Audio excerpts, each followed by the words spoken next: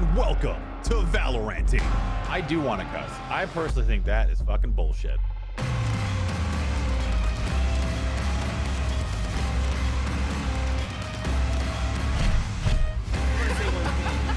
What can I do for you? What can I do for you, dudes? This is the best produced podcast I've ever been in.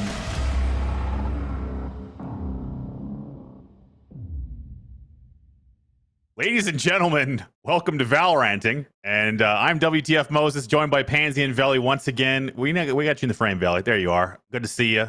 Well lit, handsome as ever. Pansy, how you doing? I try, man. I'm good. I mean, my lighting's not as good as Velly. Clearly, you know, he's got the cool backdrop. I just live in a shoebox. You know, I'm trying my best out here. You know, it's hard to compete. It's hard to compete. Eventually, an owl will come and tell you that you no longer have to live under the stairs. So I'm looking forward to the day where we can get you Bring outdoors. On Hagrid, but you know, Velly, how you feeling, man? How's the week in Rainbow Six? Rainbow Six is great. I feel good, but you know what, man? We're not talking about Rainbow Six today. We have a real fun guest on board, and I'm happy to be back on Valoranting. I missed a week. I was kind of depressed about it, but I'm here to talk my shit, Moses. Where we've got a very packed show. We are actually very happy, and we're going to bring him in right away because we only have a limited amount of time with him. We have the esports strategy lead, the man himself. It's about to get more handsome in here. Kasra Jafroodi, thank you so much for joining us. I practiced your name so much, and I still said Kasra. It's Kasra Jafroodi, and you know what? I'm so happy to have you, Kasra. And also, can you tell me about your hair routine? Well, now that I'm working from home, it's like once a month. Oh, good. Excellent. I did some cursory Googling, and I don't think I've seen a bad headshot from you. So congratulations on that. It's really nice to have someone so photogenic to match up with Pansy and Velly here. So we're going to jump right in. First of all, I asked you this beforehand, but let's talk about what it means to be an esports strategy lead. What is your job all about? Yeah, so I'm helping build the long-term vision and plan for Valorant esports. You know, as we think about Valorant esports, we want this to be something that's around for 5-15 years. Okay. And my job is to help kind of shape that plan, and that includes working with partners around the world to build events like the Mission Series, and essentially helping build a foundation for something that can grow over time. Cool. I'm going to need you to hold that microphone, my friend. We're going to have to go straight up to holding it, like you're on an open mic night. There you go. I love it. Nice. Oh yeah, we got this. There we go. Perfect. I love it. So I want to talk about the Ignition series. Obviously, this is a series ongoing. It's been, first of all, very, very awesome to watch. Essentially organized competition between top teams. So I want to know, what was the goal of the Ignition series as it was being formed, and how have you been kind of measuring how it's been developing since it started? Yeah, so the idea for Ignition series kind of came out when we came out closed beta, and we saw how many orgs around the world wanted to run or competitive events. And we wanted to help them all by creating something that essentially removed cannibalization, because when you have two events happening at the same time, you know, it's not good for the orgs, it's not good for fans, it's not good for players. We wanted to help schedule these over time, and as well provide support from a global standpoint, so that every time one of these events is happening, they have some sort of a spotlight and they can get more viewership than they would without our support. Ultimately, we wanted to create something that third parties and organizers can plug into and have a successful event. Now, from our side, you know, when we wanted to do Ignition series, we wanted to learn as well. So we've been watching all of these and learning from the different formats, from the different styles, and essentially making sure that as we kind of grow this esport and think about what Riot can do, we do something that is right for fans. I got it. So I'm interested to know, I guess, who is the Ignition series targeting? Like, are you trying to bring in new fans? Are you trying to just kind of kick things off and see how things work? What is the, I guess, who's the target audience? Who are you trying to capture? I think it's mostly competitive fans of Valorant right now that want to watch competitive content. We want to make sure that there is competitive content for them to watch around the world every weekend, that no matter where you live, you can tune in and there's something going on, hopefully in your time zone. And from an organizer standpoint, we want to make sure that organizers that want to get in and run Valorant events can do so successfully. So ultimately, we wanted to create something that helped give fans content and also allow organizers to come in and have a successful venture in Valorant esports. So as far as the Moses, partners, do you mind if I jump in? Yeah, go ahead, Pansy. Real Yeah, go quick? ahead. Absolutely. Just want to ask, just because other esports, how it's kind of worked with, some TOs getting a couple of shots at it early on, and let's say the game devs treat that as not necessarily like tendering, but almost kind of considering, okay, could they then go into maybe a pro league? Would you guys see this as potentially a stepping stone to see which TOs are interested, who's put on a good show so far, or is that too far down the line for now, or is this just kind of that starting point for you guys? I think we're actively thinking about how do we involve organizers in the future of Valorant esports. Ultimately, I think we've been impressed with the quality of some of these events, and we think each organizer has a unique ability to reach a fan base that others might not. So we're trying to understand and learn from these, and then figure out what does the future of Valorant esports look like, and how do we involve organizers. But we don't have any set plans yet, so I don't have a direct answer of, hey, what are these TOs going to be doing 2 years from now? Right. How far down the line are you looking when it comes to partners? Like, is this something that are you essentially vetting the current kind of landscape? There was a time, and I'll talk about PUBG, where it was essentially people taking a run at the format, trying to see what works, what doesn't. Is that your strategy for the Ignition series? Yeah, I think we want to understand, what do fans want to see? What is exciting? What isn't exciting? What drives viewership? And then I think as we plan out, we want to start thinking about how do we implement that into the actual esports ecosystem. Moses, let me jump in. Go ahead. Yeah. My question is perfect for this build up. So how's it going, Kasra, man? My question was, all right, so Valorant, even before it came out, there was a ton of hype. It was ridiculous. I've never seen anything like it besides Halo back in the day, right? What's your goal to maintain that hype until we reach that fully fledged esports scene? Yeah, that is, the hype is awesome, but the hype is scary because as soon as beta came out and fans wanted to see more, they just wanted the biggest things then. And they want the biggest things now. I think if you ask fans what they want worlds. They want like a Valorant World Championship tomorrow.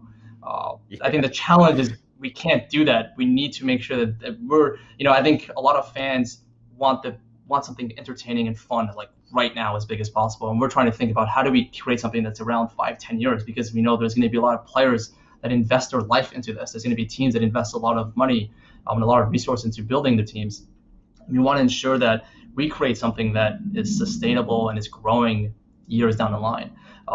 So we're trying to balance feeding the hype, and I think that's where Ignition Series allows us to feed that hype and allows fans to see something, allows organizers to get involved, while trying to think about years down the line. We're careful to not go too quickly. We know that if we were to come out with, let's say there was a franchise league, day one of the game came out, it wouldn't go well. Even though I think teams never want to get involved, it just wouldn't go well, and it wouldn't be around 5-10 years from now. So we're trying to feed the hype enough where players don't feel like we're forgetting about them, but also try to build something slowly that we know will last a very long time. And that's a big challenge. All right. Go ahead, Velly. Second part of this question. It's a really short one, Moses. I'm sorry. I love you. Good, though. Has there been any thought about rewarding viewers and viewers to come with, let's say, a drop in the chat during these Ignition series? Because skins have been your bread and butter so far. Everybody loves dragon skins and everything. Yeah. I like the purple one. Like they're beautiful. Has there been any plan for that at all?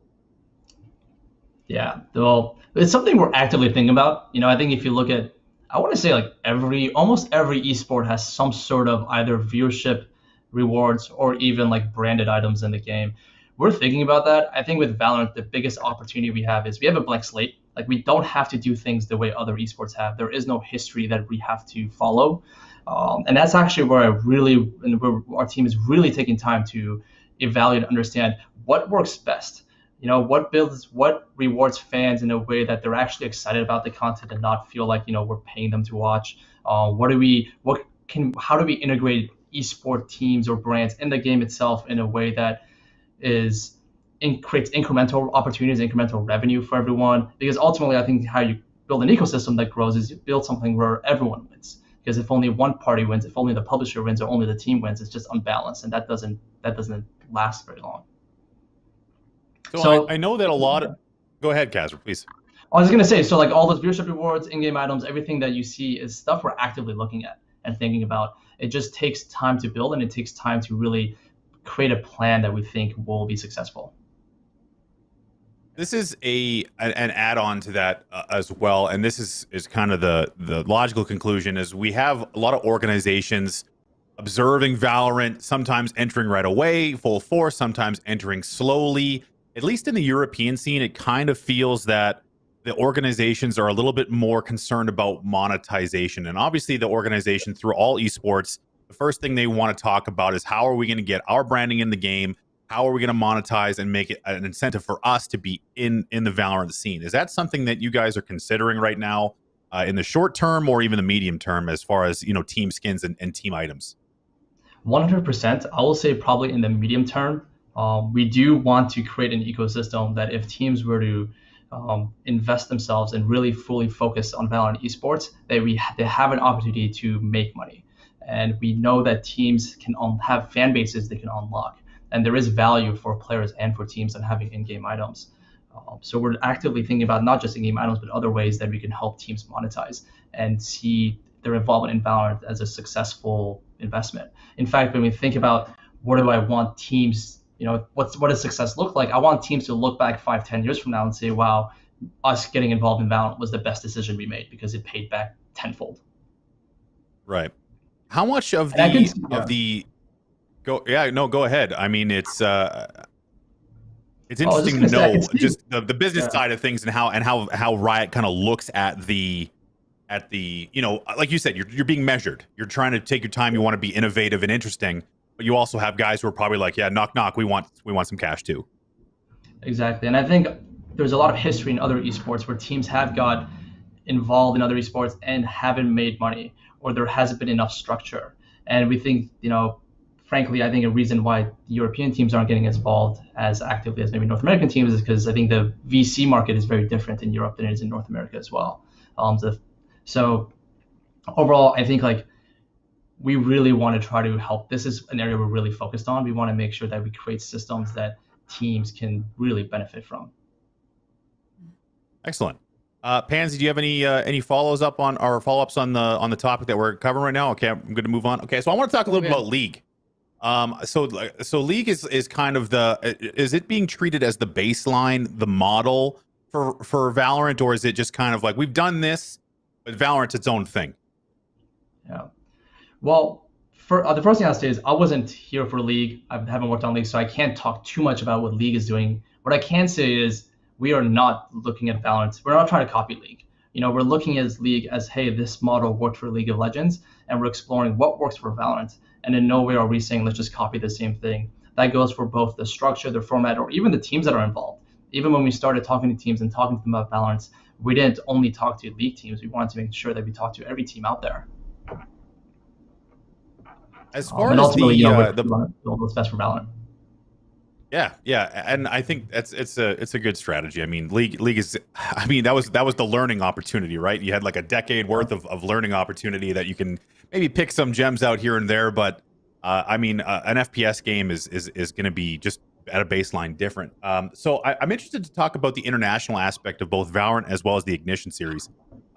There is emerging markets that I think everyone is very interested in. I think the first one that comes to mind for most people is China. And I without taking the lid off or anything like that, letting us know what's going on, is emerging markets as a whole, like India, Japan, I wouldn't say, well, Japan and Korea, I guess, are not really in the same breath as far as emerging markets. Korea, obviously a hotbed of esports, but places like North Africa, there's infrastructure in place there. Well, what is the strategy for bringing some light onto these regions? Yeah, I think we're fortunate that from a game side, Valorant, the game itself, has a big focus on being global, and they've invested a lot in the infrastructure of ensuring that all regions around the world can play the game pretty much with a good infrastructure and good ping. And we've leaned into that with the Ignition series and opened up events in those regions. For example, North Africa hasn't really had an official event before. And we found an organizer there that was very excited to run something, and the quality was really good. We were really happy with it, and the players in that area were really happy that they had an event they could tune in that was in Arabic, in their local language as well. So from an esports side, we're really focused on ensuring that we don't tailor Valorant esports just for North American fans or European fans, but we create something that is appealing to everyone around the world and doesn't really leave anyone behind. We want to make sure that if you're a fan, no matter where you live in the world, you don't have that barrier to watch Valorant esports. I want to get your personal take on this. If you could pick a spot in the whole world, COVID no longer exists, where is your first Valorant event being held? Yes. Feel free to leak on this show. It's okay. No one's gonna. I mean, just personal preference. I'm not trying to get the guy to tell anything that, in the works or anything like that. But I mean, saying, don't say the real one. Had a choice to put your very first big time LAN event for Valorant, where are you, Kasra, putting it? Barbados. Because there's nowhere I want to be than Barbados. And I think that'd be fun for everyone.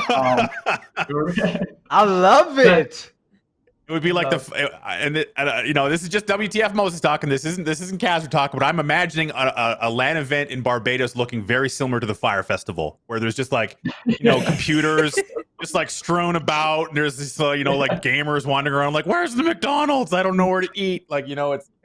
I can definitely see a all-time low attendance at the actual event for an event in Barbados. But but I'll say this, anyway, I think I'll give you the real answer. I think, from my personal opinion, I think Europe is a really good place for an FPS game to kick off. Yep. I think it's like a hotbed, and Visa. I was actually at Katowice a couple months ago. Unfortunately, the event got canceled, but I think there's places like that have cultural FPS history, and I think showcasing Valorant at a place like that would be very impactful. Yeah, absolutely. I am Valorant. I'm excited. Carmack's thrilled at the prospect. This is good. Yeah, get Carmack on the line. Let's talk to him about it. Well, let's talk a little bit about. Let's go back to the Ignition series. I mean, there's been 5 events now, I think, at least in the North America, Europe kind of. I might have lost track. It's been a blur of the last couple of months. There's been a few now. Let's say less than 10. Yeah. So less than 10. Let's say I can't remember exactly how many events are supposed to be in the Ignition series, but what have you learned so far from the events that have been put on? Yeah, I think we're learning a lot from ways to run open qualifiers, how exciting an open qualifier is versus, let's say, a team or an invitational, or something that, let's say, even has streamer-focused teams. I think we've seen a lot from different broadcast styles as well, whether it's focusing all the content on one channel and picking matches to watch, or it's showing all the matches and allowing all the players to stream. And then as well, I think the observer tools is something we're watching as well, not just the tool itself, but observing styles and seeing how different events are observing, how that affects the narrative, how players are reacting. Take it easy, Lauren. Take it easy, okay? Just put me in there. Look, observer tools are Lauren's trigger word. Dude, I sat there and combed through Wayland's recent thing on the Q&A. I'm like, all right, does it mean it's happening soon? Are we getting some joy finally? But no, I mean, I think just on that topic briefly, how much credit are you putting towards kind of inflated numbers towards this as well? Because obviously, if you have Ninja playing in a team, of course you're going to get a huge amount of potential eyes on it. But will they ever come back to watch a tournament without Ninja playing? How many of those are going to be actual people who fully invest into watching Valorant in the future, compared to, let's say, an open qualifier where the numbers will probably be substantially smaller, but you might get, let's say, 10-20% of those viewers being a hardcore audience? Are you guys obviously keeping in mind the balance of viewership throughout this? Because obviously those numbers will sit looking pretty good for a Ninja-esque tournament. It's just an easy example. You could pick any others. But are you guys balancing that yourself? How are you guys approaching this? Definitely. I think when it comes to the format and who plays, it's completely up to the TOs. So we don't have much control on what direction they go. But I think as more and more of these events happen and we see how different events perform, TOs will just do what they think will do best. And I think open qualifiers is what is doing best and creating the most devoted fans right now, either because they play and then they get limited and watch, or they're just really interested in the narratives that come out of it. So we don't have much control over what's happening with the Ignition series, but we are watching, and I totally agree that Open Qualifiers does have a different fan base than, let's say, a Team Ninja, which is bringing people just for the name. So this again is off the questions list, but this is something that I'm interested in personally. Again, we were talking a little bit before in the pre-show about analytics. Now, you're an analytics guy. We were talking about the Sloan Sports Conference, which is a big sports conference where all the analytics dudes get together and they talk about the future of analytics. And you know what, as far, or at least in the sports box. And you were talking about how esports is in this situation where you have perfect data. So I'm interested to know, Kasra, if you are leading the Sloan Esports Conference, what is your choice for like the keynote? What's the keynote speech at the Valorant or the esports analytics conference? Ooh, I think when I was at Sloan, I think it was last year or 2 years ago, the topics about esports are really focused on viewership and sponsorship, and no one has really gone to the analytics of esports. But there's a lot of companies that are looking at game analytics for the purpose of helping teams get better. And I don't think I've seen many of them be showcased enough. And I do think like the keynote, like if I were to describe the perfect keynote of Sloan, it would be, there's so much data in esports. How does a company take all that data and create actionable insights for players? Not necessarily for fans, for the game publisher, but for players to get better. And I do think there's companies out there actively in the space helping with that. So you kind of nailed something on the head there that I think is a common topic in esports discussion, and definitely the number one topic in chats, which is the amount of viewers. Now, do people, and in your opinion as an analytics guy, what is behind the numbers there? And so far from what you've seen from the Ignition series, is Riot generally, or yourself even, when you're looking at the performance of these events, what is working and what are we missing? Like, what are we not understanding about either the success or maybe the shortcomings of the Ignition series so far? Yeah, I think overall we've been very happy with the events. They've had really good quality. They've given great content for our fans to watch. I think we've actually even seen the viewership for these events increase week over week. And I think we're seeing more fans watch and stick to competitive Valorant. Ultimately, we also know that they're community events, and community events generally don't perform as well as big publisher events. So I don't think we're expecting any of these to have like 1 million viewers either. But I think we're all happy, and the organizers are very happy with how they're doing as well. In fact, one of the metrics we look at is that organizer's channel. How many followers did they have? How many viewers were watching that channel before? And in almost all our cases, we've had a huge impact to these channels that may not have had the attention or may not have been able to put on an event and have more than 10,000 people watching. Okay. So we talked a little bit about the emerging markets and stuff like that, but let's talk about Korea. Now, I think that there's probably no more important, especially for a game like League, market than Korea. So the Korean esports scene has always been this, at least before Overwatch came out, there was always this question mark about FPS games performing in Korea. How has it been so far? Do you have any goals you can share with us from a Riot perspective for Korea, specifically for Valorant?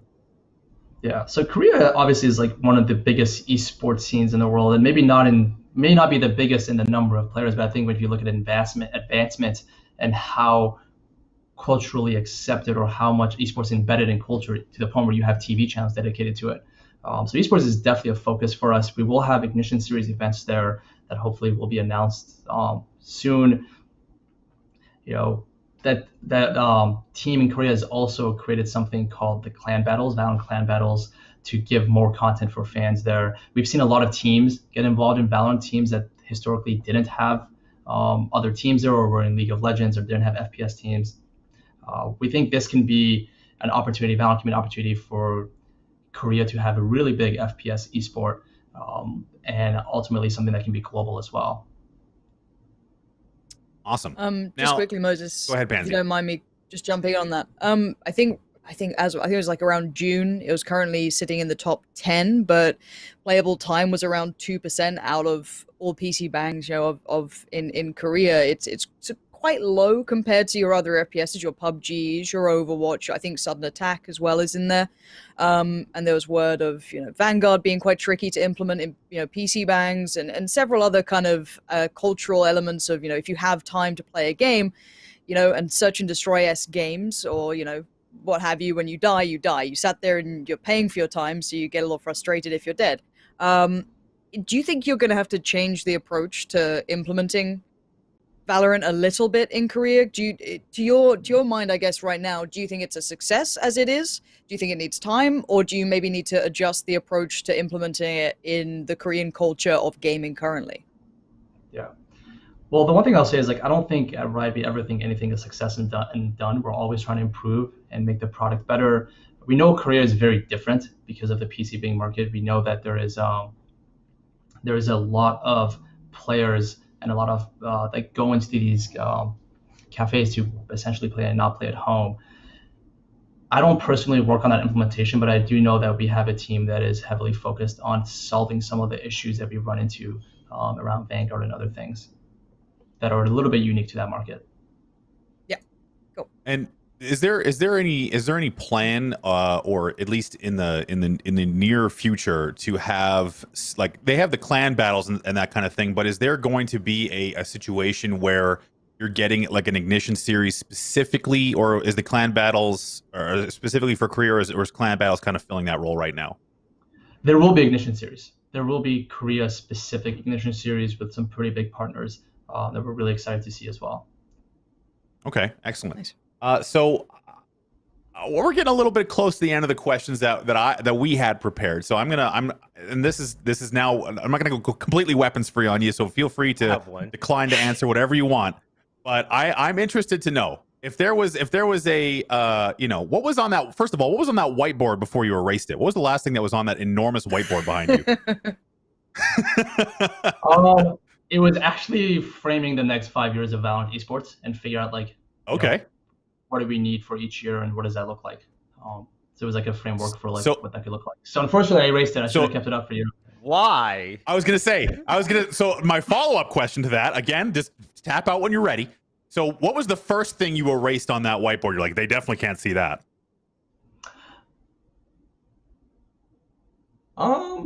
I think it was like where our ambitions could be each year, like what we could do in terms of format and regions we're involved with. Okay, so I'll give you a softball here. What was that first year? What does that first year look like to you? Ooh. Well, I think it depends if 2020 is year one or year zero, but we wanted to start with the community and make sure that third parties can involve and fans have content. I think as we look at 2021, we're actively thinking about that and working with our different regions and figuring out what that looks like. We don't have anything we can announce yet, but hopefully it'll be something entertaining for our fans. So I know it's difficult to jump down the. Go ahead. Okay, Valley, go ahead. No, finish yours. I'm imagining an enormous hook just yanking him out of the screen any minute now. It's like, nope, that's it. I have a question about the perception of the esports scene moving forward. So when everything gets fully fleshed out, you look at some of the major esports in the world, and they all have an identity. CSGO has an identity. Rainbow Six has an identity in a way that it's shown out to really attract newcomers. Even Overwatch, for example, they're really fun, lighthearted. They joke a lot. It's colorful. What type of personality would you want the esports scene to look like for Valorant? Yeah, I think we will have an identity just like League of Legends. Each different league has its own different style as well. We have a brand team that is working on that, on what Valorant esports will look like, what the brand will be. I don't have an answer on what that will actually look like, but what we do know that from one of the things we want to do when we create our identity and our personalities, create something that's appealing to a lot of fans. We know that with Valorant, we're getting a lot of players switching from other games. We know that we're getting a lot of new players. We also know that Valorant as a FPS game is much easier to watch than other games out there, and therefore we will have casual fans that may have never even played the game. So we're trying to create something that is appealing to as many people as possible, because ultimately a lot of esports, their addressable market of viewers is their players, and I think the harder the game is to watch, the more confined you are to only being able to market your esports to the people that play the game or have ever played the game. We want Valorant to be able to go past that, and we want to make sure that whatever we create can be viewable by as many people as possible around the world. Sounds good. And one last question on my Moses, end. go ahead, Velly. Finish your question. It's the VMix, man. The VMix delay gets all us. Good. Don't feel bad. It's fine. We're all at home here. So us three, me, Moses, Pansy, you have Simo in the chat. You have other casters in the chat. If you're a caster and you're looking at really getting your feet wet in Valorant, and you want to stand out and you want to have an actual shot, I know that this isn't your area of expertise, but it seems like these Ignition series, they already have their favorites. What word of advice can you give to others out there that are looking for a way in? Because for the players, it seems pretty laid out. Here's one. Don't ask what's on the recently cleaned whiteboard. That's probably the first piece of advice. So it's a little hard for me to answer because I'm not responsible for producing the broadcast or finding the talent. What I can say is that we are watching all the events happening. We're listening. We're seeing different casting styles. We're naturally seeing who's really good.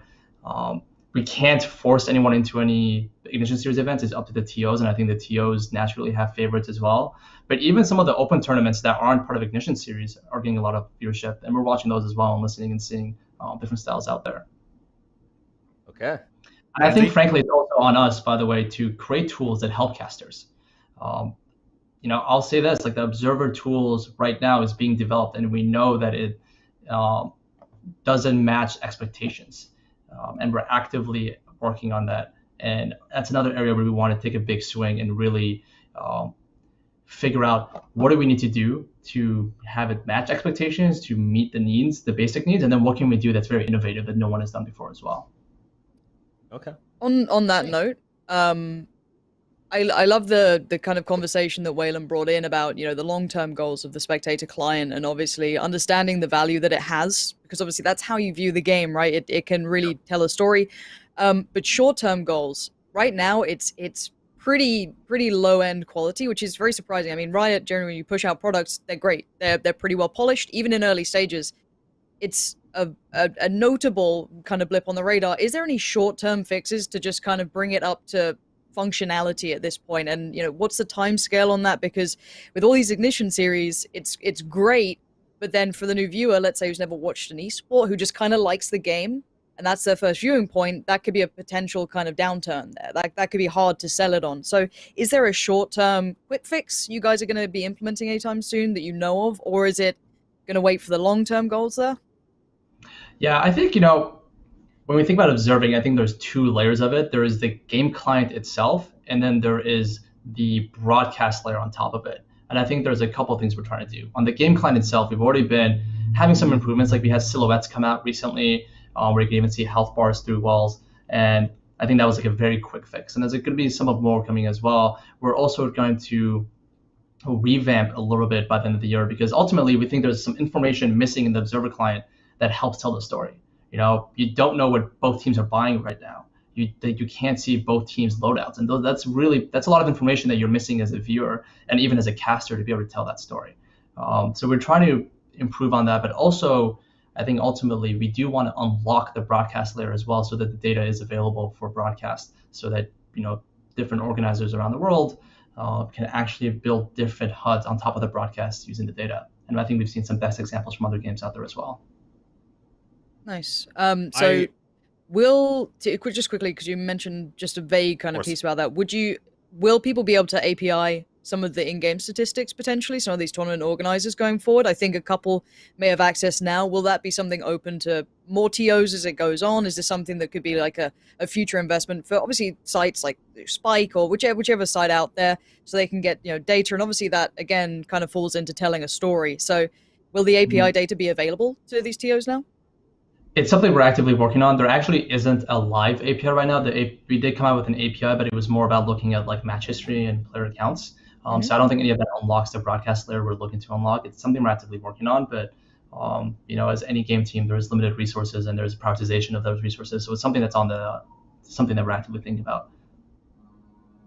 I think API is so critical. I mean, and it's really it's like a a nice thing that some game companies. Again, I'm thinking backwards to PUBG. We didn't get API access. I don't think ever. I don't know if that ever. Maybe there was a time where it did, but yeah, not publicly, right? So it was all for developer access and stuff like that. So it's great to hear that that the API is on route, because I know there's a ton of people, all the casters included, where we're trying to collect all this data, and it can be difficult, as I'm sure you're aware. If you can't get a good data stream, it's very difficult to interpret and then present this data in an interesting way. Pansy, I think I've triggered something. Go ahead, please. No, just my last question about kind of, and again, this probably isn't necessarily your direct area of expertise, but I'm sure you could probably lean into it. A lot of other kind of AAA titles these days have the ability to watch the game in the client. You get it in Counter-Strike, your Dota. I don't know if League of Legends has that functionality. It's probably embedded, but I don't know if it's a demo-esque system. And I know you guys are talking about having a replay system soon. Is there anything in the roadmap down the line of potentially, oh, I get to see my two favorite teams are about to play in maybe half an hour? Cool, I can watch this in the client. I don't need to tab out. It's just directly there. Or is that something that you guys aren't really considering? I think I'll say this. We're considering everything. We're thinking about how do we create the best viewing experience, and having something in the client gives us infinite control on what that viewing experience looks like. So it's something we're thinking about, but we also have to balance that with fragmenting the viewership as well. Because if you have everyone splitting, watching in different places, it also doesn't create a great community watching experience. So we're trying to balance those two, and I think this is part of the conversation of us thinking about how do we make Valorant really entertaining and really viewable, and something that's appealing to as many people as possible. So it's something we're actively thinking about.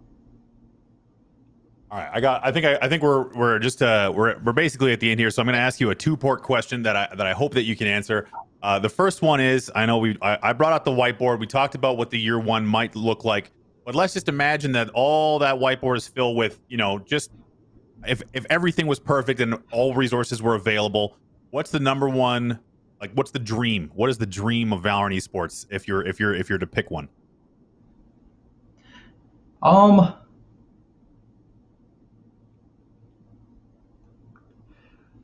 talk in an abstract. I think the dream of Valorant Esports is to have all the organizers that are investing in it be very successful. So I think, I don't know we haven't said what those tactics look like, but I'd love for fans to be able to support their teams, to support these third parties, and for these third parties to be very successful in getting involved in Valorant Esports. I like it. I appreciate that. So without trying to nail you down on anything with vague and open-ended questions, is there anything you can tell us? What can you have any breadcrumbs? Can you sprinkle us some insider 2 days away from NDA lapse, something like that?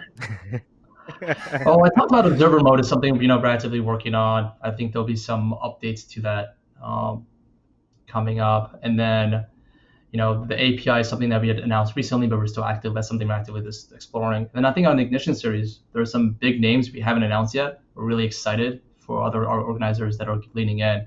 Unfortunately, I can't reveal those names. They all have their own announcement plans, but really excited for the future of Ignition series. Kasra, you've been an absolute gem. I'm going to open it up for any last questions from my co-host here. Pansy, Vel, you have any last words for Kasra? No, not at all. Oh yeah, Kasra. About the spec client. That was my fault. Just pop that over to me. Oh. Yep. No. I'll jump in. Just ping me the email of who I can, moan at about the spectator client, and I'm happy. And I'm all good. Just give her one of those no reply emails that just go into like a dumpster somewhere. The email is info@riotgames.com. You can just. There you go. Yeah, just some poor CS rep is like, is some poor CS rep is like, who is this Lauren person? She's been sending me emails all goddamn day. One thing I want to say, everybody in the chat right now, this link right here, Kasra never owned Twitter until he got with Valorant, so he just created this Twitter. Follow this man. Let's get his Twitter numbers up. Show some love, all right? So, yeah, that's it. I told you I had to plug it, man. We'll have to put it in the overlay in the post production and throw your name out in the chat. We got to get Kasra up on Twitter. Kasra, thank you so much for being such a great guest and for allowing us to pepper you with questions that were not on the spec sheet, as they say. But we're looking forward to it. We're happy to be involved. It's been an absolute pleasure to watch things grow and develop. I expect to see more big things from you and the rest of the esports strategy team and the esports team at large at Riot. So Thank you so much. And anyone you want to give a special shout out for your own sake? Oh, thanks for having me on. I think that we have a very talented team working on Valorant, and I know there hasn't been much out there yet, but we're actively working on a lot of stuff, and we're really excited to come out with a lot of stuff and show fans what we're working on. Thank you so much. Enjoy the rest of your day, and we're looking forward to talking to you again soon down the line. Awesome. Thanks. All right.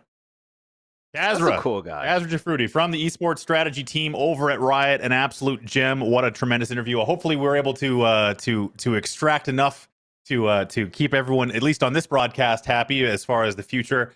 So I guess let's just do a quick decompress there for you, Pansy. What are you most excited about from what we were just talking about from Kasra?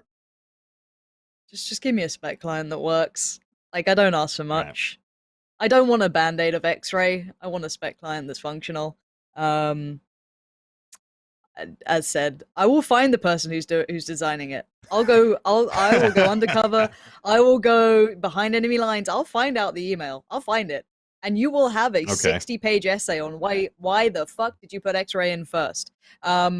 You know, again, like it's good to hear from them. They seem very aware. I mean, my main takeaways: I'm never gonna kind of be surprised at very well-rounded, good PR-friendly answers from anyone at Riot. They are very, very good at what they do. But it does, you know, it's nice to hear a bit of passion, a bit of self-awareness. You know, it was kind of like a lot of good signals, a lot of kind of, you know, in the right direction. But then again, I don't expect to walk away from hearing from someone from Riot in any other sort of mentality. So I think hitting on a lot of good topics though, which is the main thing. A lot of people talk about the like. If we were in a different world, like, and this is just more of a commentary, social commentary, if you will, if people would stop twisting and misconstruing shit that people tell us, especially game developers, it would probably tell us more stuff. You know, if you think about it, like, yeah, true. Like, yeah, we're actively working on a game client. But like, well, what about the skins? Then they start freaking out about the other topic that's, you know, off, or, you know, some other. But what about the cheaters? Like, can we just talk about one thing at a time? Jesus Christ. You know, so it's anyway, I understand it, and I appreciate that, you know, they Kasra put himself in out in the wind for us to peck at him for the questions. So we have actually so much more to talk about, so we're gonna actually quickly move on to the next thing, which is upcoming tournaments. We're gonna burn through these guys. PAX Invitational. Daniel, bring it up. Let's see who's coming up in the PAX schedule. That is the wrong thing. Get away from that, okay, Anthony? Get it together, I'm also man. excited for that. I'm also excited for that. Like, speaking of we'll talk about that specs, later. I got to cast a bit of Counter-Strike. My God, I was literally overwhelmed with information. Just, you know, I'll move on. I will move on because now we've got something else to look at here, Moses. Yes, absolutely. Lauren, put it back in your pants. Okay, let's talk about the let's talk about the PAX Arena Invitational coming up. They're currently going through group stages here, but we will be joining in on Friday, July 24th. Pansy and I will be on the broadcast team, Rip Velly, and as far as invited teams are concerned, this is the lineup that we have so far. Envy, Immortal, Sentinels, Homeless, which is essentially the Phil from FaZe Clan, and we have TSM, Cloud9, Code 7, and Mix Up. Homeless has got some interesting players on there, but we'll get to them a little bit later. We also have T1, Gen G, the Prospects, Echo 8, Sans, a couple of cheaters, 100 Thieves, FaZe Clan, Complexity, and Renegades. So actually, FaZe Clan's not on there anymore. We got to scratch FaZe Clan, and it's actually way too French. There they are. Because of these guys. So wait, this is gonna be interesting to have them come in. FaZe, I think Corey went on Twitter and said they had some personal issues. They couldn't get the team together in time. They only have 2 players signed to the roster anyway, so this is kind of a Cloud9 situation. The invited teams, it looks like it's going to be a solid tournament. There are some influencer teams invited as well. But it is a 20-team tournament. It's competitive. There's a lot of big names in there. Pansy, what are we looking forward to for the PAX Arena Invitational? Honestly, I think it's going to kind of go hand in hand with what we saw with WePlay, for example, for Europe. I think it was finally a very good kind of, I guess kind of train stop along the bigger route of where people are right now. What's the European scene look like? We had our results, and I think it's true to what we expect from the scene, and that's where we're going to take it, as like, that's the big marker now.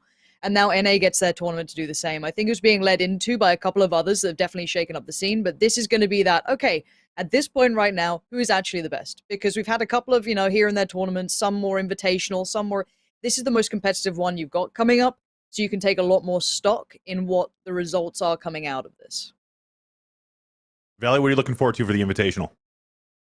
I'm looking forward to Ninja playing against, Tens and everybody. No, seriously.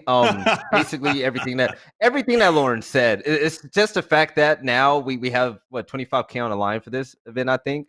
And you literally have the best teams in NA. What more would you want? I feel like Valorant, we're now at that stage, even though Ninja's playing in it, we're now starting to see more competitive tournaments that are real. This isn't just a showcase, Yep. Can we stop shitting on Ninja? Can we maybe just He's give the guy a break? Who else is there? He's a good example. Exactly. Mango's like, playing in the goddamn tournament. Mango is like he's Mango's in the tournament. Yeah, Mango's in there. Okay, why don't you love Ninja? The guy's a gamer. Ninja is fine. Dragged on all the time. I'm just hoping that one day right? he sees this and becomes my best friend. Mango's I was about to say, like, why are you kissing off? Holy shit. Listen, I punch upwards, not down, okay? This one host defended me. Oh, shut up, Moses. Ninja, please, Jesus. recognize me, senpai. Take me out to your Michigan mansion. It's a one-off show match. Do it what we did at events, right? It's Sunday, so all you ever have at most is semi-final and final. Ideally, you just have a final, if I'm honest, on a Sunday, if it's a big tournament, right? Just one game. Before it, yep. Throw in a show match. Throw in the Ninja against whomever, Tifu. Do whatever you want. I don't really care. You're going to pay them a dirty amount to play in this anyway. Do something like that. Gets the plebs in. And then if you're lucky, some of those plebs might stay over and watch the actual tournament. You know what I mean? Like, treat it like that. I think we're getting to the point now you don't need them in the group stages. Do it as a little kind of warm-up. And it takes less time for these guys. They want to go back and stream and make the real money. They don't want to fuck around for like 4 hours in a grueling shit group stage in the lower bracket of something. Let them play their game, look good, have some fun, show off personality, maybe make a little clutch or two. Awesome. Everyone wins. Back to Fortnite. So you're basically telling them to put them in the playpen. Put them in a playpen and let them throw blocks at each other while the adults play outside, type of thing. Okay. And wait for that clip to be the one that's like the highest on Reddit, the most popular one. Oh, like let's say like Skadoodle or someone does like something nuts. No one gives a fuck. Ninja clutches a 1v3 against Pleblord team number 2. Insta fucking top of Reddit. This guy's nuts. Pick him up. Put him in a team. Nah, I mean, it's just I think these it's guys are out here grinding. Category. No one was shitting on Ninja when he's playing Halo for 118 people in his like mom's basement. And then all of a sudden it's like, oh, look at this fucking guy and his millions of dollars and his lifetime of success in gaming. Fuck that guy. Exactly. Shout out to Halo Ninja. Anyway, I respect it. Shout out to Halo Ninja. And you know what? To be fair, you think he gives a fuck? You think he's gonna watch this and go, "Oh, they said bad about me. Here's all my money to wipe away my tears." He's gonna throw a rack of I was gonna. That is actually the topic. Is because he's in this limbo, right? Where like imagine you're Mike Tyson or whatever. You got your huge $1 million contract. Doesn't really matter if you're the champion anymore. You're still going to hit the gym. You're still keeping in shape. You have that competitive mindset. So you know what? If Ninja's team does switch out Sunny for a player like Vegas, who was playing with them in the charity invitation on the weekend, they could do damage. I mean, that's not a bad team. You'd have Vegas, Lex, Morghouse, Ninja, and sorry, what was that? See, why are you smiling? Why are you laughing? Grego. Yeah, why are you finding that funny? Because I was struggling to remember. So Grego was a good Overwatch player. Like he was up there. I mean, honestly, like I'll take a little bit of liberty in discussing this and be a little bit jovial, but I think again, no one's gonna say that Ninja's not a competitor when it comes to it, and it's the same when you saw like Myth playing with TSM. Like, no, he's not as good as their full roster, but can he frag? Sure. The guy, like, no one's sitting there saying Ninja didn't get these accolades by just being Ninja. He was very good at what he did. Yeah. So there it is, and the blue hair. The man's marketable. Yeah, a good Christian boy. Okay, we're talking about the Oceanic Open now, which is, I believe, the next thing. The Oceanic Open, where listen, I've done my penance to the Oceanic scene. I used to drag on them in PUBG for being a little known region, and from what I understand, they were able to scrape together at least, I don't know how many teams were in this, maybe 16 teams. There's got to be at least 16 teams worth of Valorant players in Australia total. So I hope that it exciting, and Australia Oh, has Big Dick some Stacy. shine. And There we go. do we Here see we him? go. Dick Stacy. Big Dick Stacy? Yeah. Well, Big Dick Stacy is about. So yeah, I just because I have a little bit more background in Counter-Strike, I can tell you for sure they have a good FPS pedigree out there. Obviously having to export that talent whenever you had to travel, and you're not going to get many games in Australia. Ping is always a problem, but Big Dick Stacy made it to what? He made it to the majors before. I mean, they have some very, very good talent out there. And they certainly have name another one. Other than Sponge. Sponge. Top Gun. JKS. Well, I can actually do this. I cast Counter-Strike. They've had good teams. Okay, like they had, we've almost got a Renegades, full Phox, team. Seminole. We've almost got a full team. So this Do you is want me to my list off their thing. Like I come from console. Like I'm not too deep into like CS, especially from ANZ region. In console, if you're a pro in one game, you can literally be a pro in every other fucking video game out there because there's only 2 good players out there. Is it the same in PC, or is there actually a pool of talented people? Like There is really talented. There is people. There are people. I'm not going to shit on this region. I mean, I've done it before, and it's dumb to do so. I mean, I think you'll be able to get. I've done it before too. And I I'd get say really fucking field, mad. That's why I like doing it. Yeah. No, I think you could definitely field.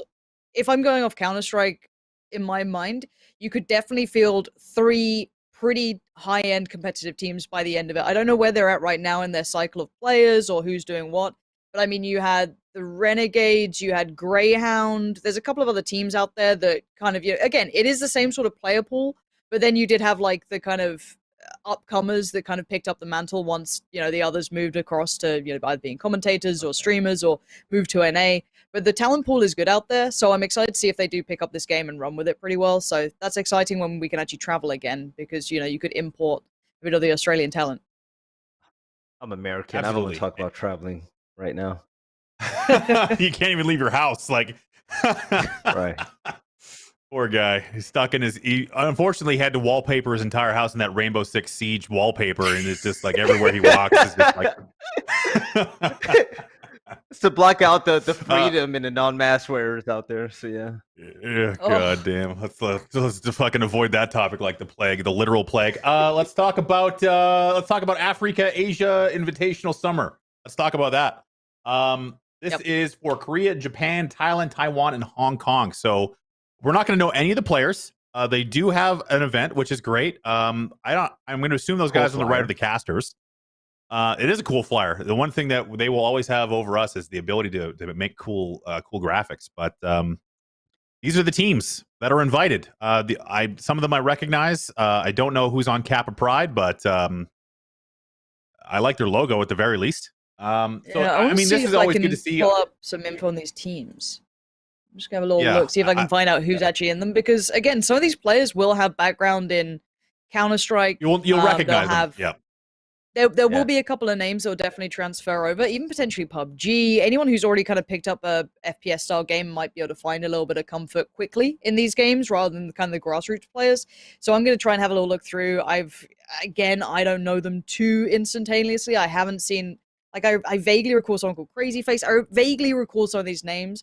But then again, when I did cast kind of the more Eastern-based, even Counter-Strike back in the day, it was a one-off. And it'd be like, if that one player didn't pop off and go crazy, it's really hard for me to remember a lot of them. So I think it'll be interesting to see what the kind of stylistic approach looks like, because honestly, to me, Valorant right now is kind of dominated by very aggressive, very puggy, very in-your-face, very aim-heavy teams. And that style was pretty much the Korean style, and yeah, I mean, everyone. That was kind of a very kind of Korean, Chinese, any sort of like Asian region approach to FPS games really suited that playstyle. So I'll be really interested to see if any of those teams can really capitalize that and just kind of like just really pull that through to Valorant. So I think for me it'd be fun to watch just the styles that they're bringing right now. Absolutely. The Asian region is always, and especially when there's so many like different, there's like we always say like, oh, Asia, but there's some very different esports environments between, like, Korea obviously is at the top. Japan is like in this, I would actually say third behind Thailand. Thailand's got a huge esports scene. Taiwan and Hong Kong, they're close to China. I'll tell you that. And in some cases, closer than China would like to actually argue. But as far as the as far as the region is concerned, I'm just looking forward to the development of it and to see especially out of Korea, these teams kind of put themselves on par. Like, we know who the best in Europe is, we know who the best in North America is, kind of. But I want to know who the best in Asia is. I think we've been hearing a lot of Vision Strikers, I believe was their name, Kan Yang's team. That team has been winning a lot of the clan battles, so I think that would be the first.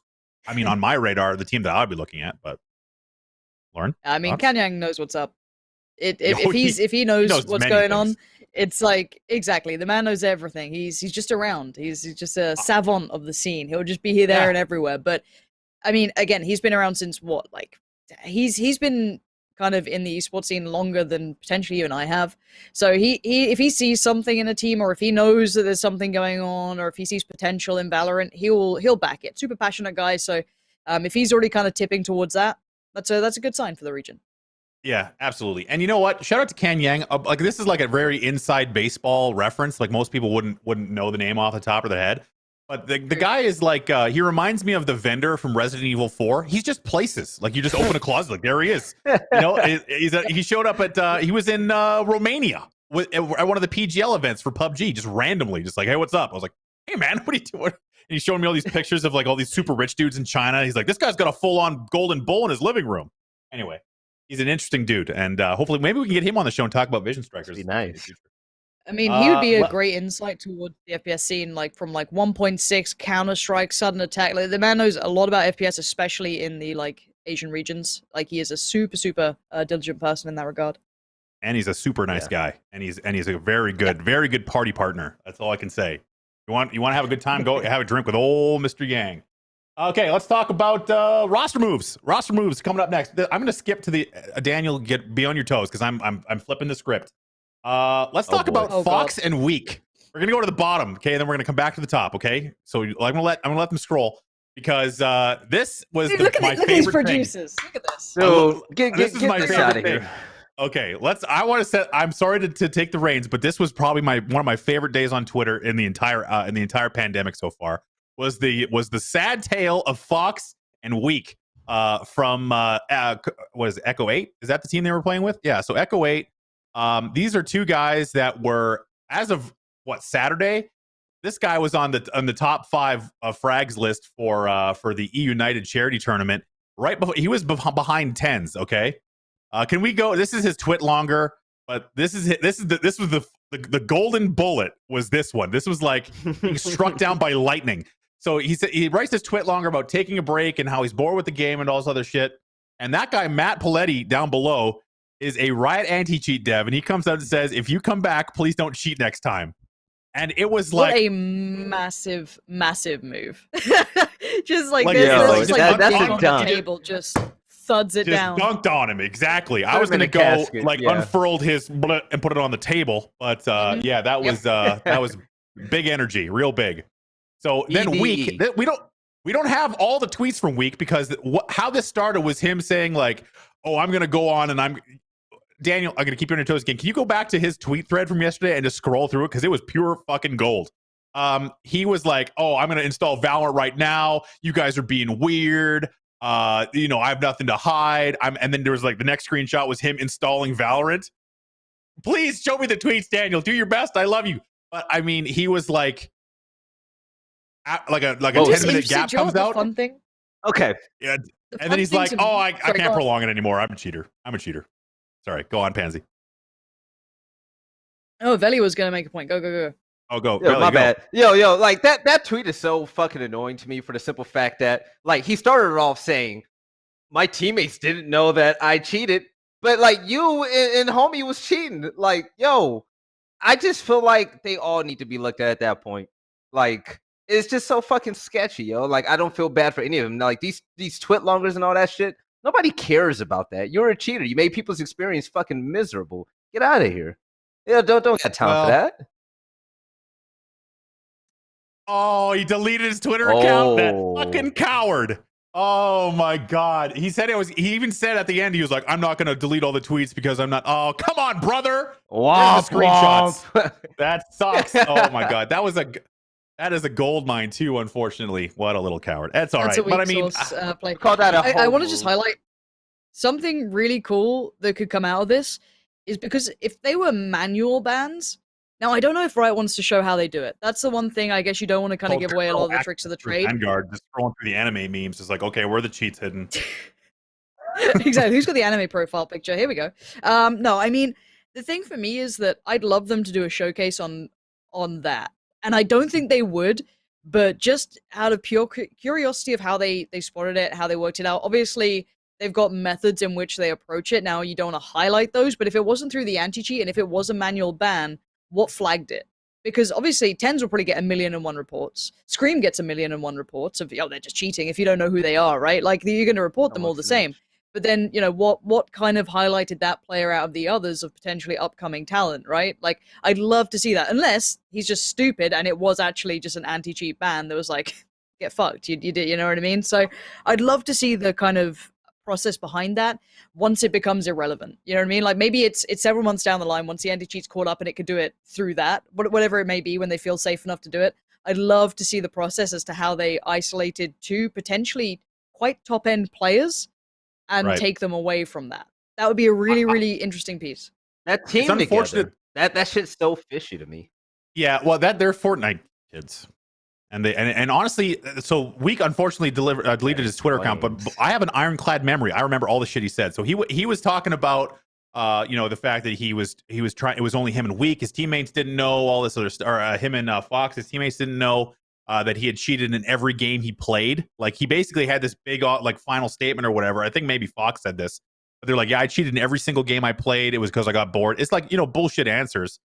But one thing that was super interesting, and to Lauren's point, was that the Riot anti-cheat devs were still in the thread responding because the kid was like, he was being honest, and I think maybe too honest, and that's probably why he deleted his Twitter account. But they were in there saying, like, the guy that caught him is a former cheater himself. The guy that another dude, the high profile dude that puts out those tweets that were in those like cheater ban porn things that we were doing a couple of weeks ago. I think his name is Matt. He was like, I'm also a former cheater. So these guys have insight from like poker. They have insight from other online games. So I would imagine that you have these ex-cheater guys looking and analyzing this probably live, considering it was a tournament. And we're like, that doesn't look too right. Let's pull it up. Because honestly, if you're like a couple of stat points behind TENS and you're not on a signed team or haven't been appearing in other high level performances, that's kind of a red flag, right? They're gonna be like, let's take a look at this guy manually. And ultimately, unfortunately for Echo 8 and these two young gentlemen, that they're they've been dumpstered rather and are done in Valorant. Okay, so apparently, let's let Daniel off the hook. Just briefly. Go ahead. Sorry, just on the same topic, someone in chat brought it up, so thank you for that. I think me and Velly just noticed that apparently the teammates were suspicious as well and kind of brought it to the attention of Riot. Yeah, there it is. Thank you for that. That's pretty. Shout out to the teammates for actually saying, like, actually we're kind of suspicious. Let's do something about this. So credit to them for that. Let's read it. I'll read it to you. 2 days before Echo 8 was invited to the Esports Doug charity tournament, Brando and I were looking for 3 people to fill the tournament spot last week, while simultaneously trying to get tryout for the PAX 25K spot. We had never played against Phox in week before, and we decided to give Phox a tryout based on his performance in recent tournaments. We had the chance to play with Phox in week for 2 days before the tournament that was last Sunday. We instantly felt that they were very suspicious and could have been cheating. It started from having perfect game sense, solo pushing lanes and killing everyone, or having the best of flanks, not having any clips, no ambition to compete. Brando, Tiggs, and Jammies spent 6 hours deliberating, analyzing, and we had came to the conclusion that we would play with Phox for the charity tournament. As we only known him for 2 days, we gave him the benefit of the doubt, and we decided to drop both Phox and a week after speaking with other professional teams, Riot admins, tournament organizers, and for the Ignition events, and provided them with our analysis regarding their cheating. Upon sending the message to both of them that they would not continue to play with them, they started to try and convince us that Jammies and Tig were not good enough, but at the same time, to consider playing with them again. So basically, they were suspicious right out of the gate, and they actually let Riot know from the sounds of it.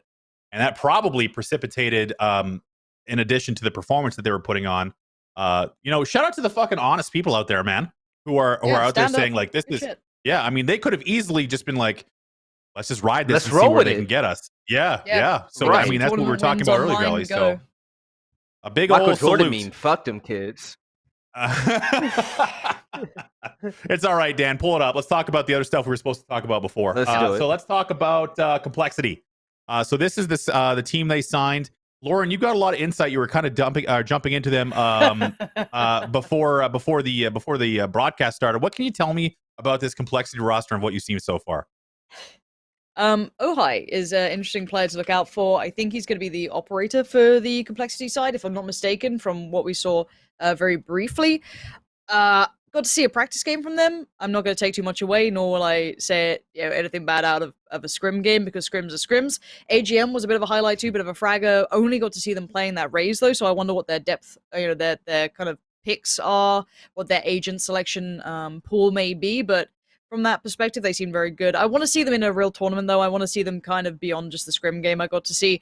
But between Ohai and AGM there, it's a pretty. It could be a fun roster. Some highlight players for sure. Yeah, one thing that I would definitely say, I happen to be on Reddit, and someone that I know from Rainbow Six put out a video about this roster change, and he says that basically looking at this roster, Complexity signed one guy who's really known in CS, is that XP3 guy, I believe. And then there's like a tier 3 Apex player. Like, other than that, like, the rest of these players are relatively unknown. So honestly, for Complexity to sign him, that I have hope for him. I've seen Jason in the chat here my first few times on this show, so I knew he was interested from that. But other than that, are you looking right now, Moses? Yeah. Other than that, I guess we see tournament game day.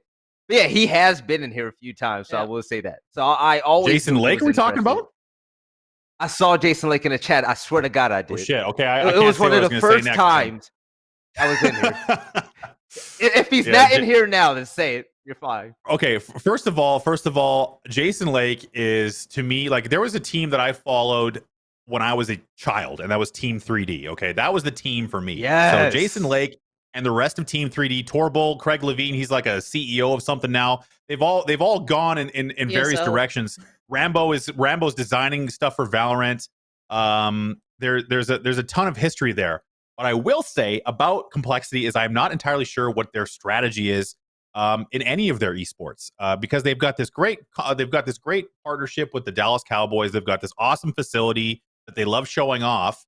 I understand that their CS team is decent, Lauren. Maybe you can speak a little bit more to that. Yep. But let's talk about their strategy in other games. I mean, what else does Complexity have going on? They just don't seem like they want to make the T1, the 100 Thieves moves that you think would be putting them in a position to be competitive in a new game like Valorant, and maybe start to build up that Complexity brand from like that. What would it be right to say, the second tier level? I'm going to look at it from what I see in Counter-Strike, at least. They pick up players with great potential.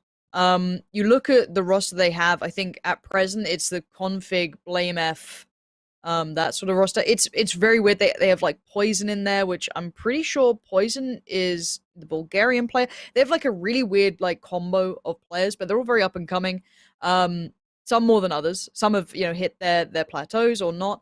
But it is a little bit curious. But again, if you get the best out of these players, you could potentially sell them on for a great deal of money as well, and you can make a great team around them. So it looks like a bit of a somewhat risky investment, but if you know what you're getting into, you could walk away with, the next star in the making. You could sell on to a pretty high price, if I'm honest. Like, Blame F has been a bit of a highlight to me. I haven't watched that much current tier Counter-Strike, but I remember seeing him for the first time and I was like, oh, okay, that guy's got a great deal of potential. So I'll be interested to see what they do with their Counter-Strike roster and if they've gone for something similar with their Valorant roster.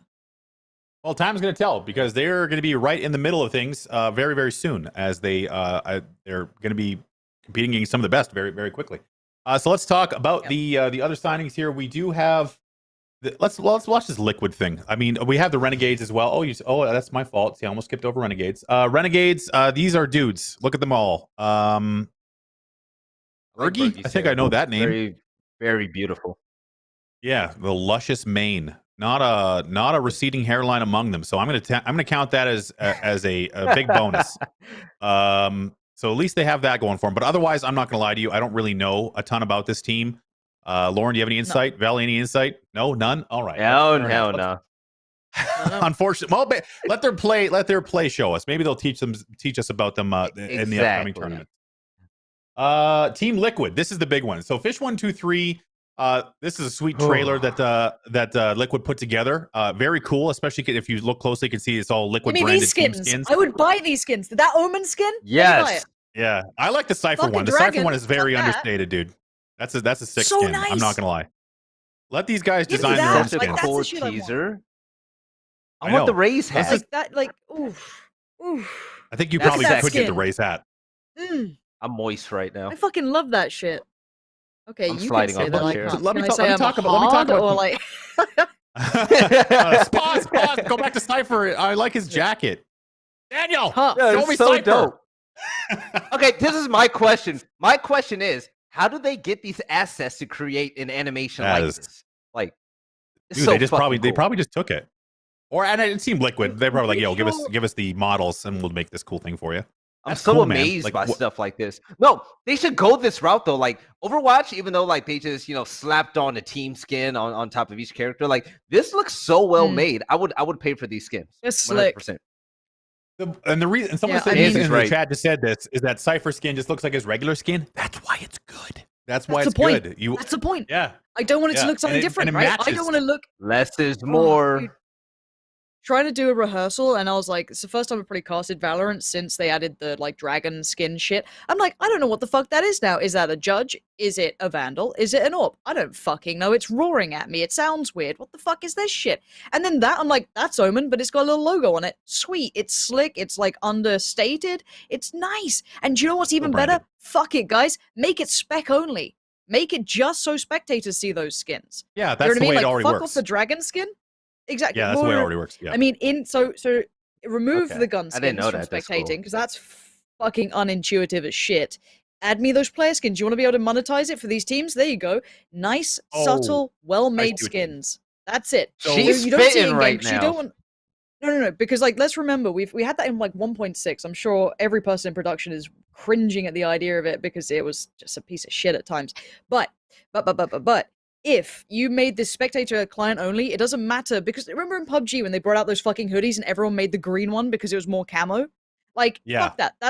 That's getting towards Don't competitive learn integrity anything shit. from PUBG. That's Don't do not a that. fair example. Move that away.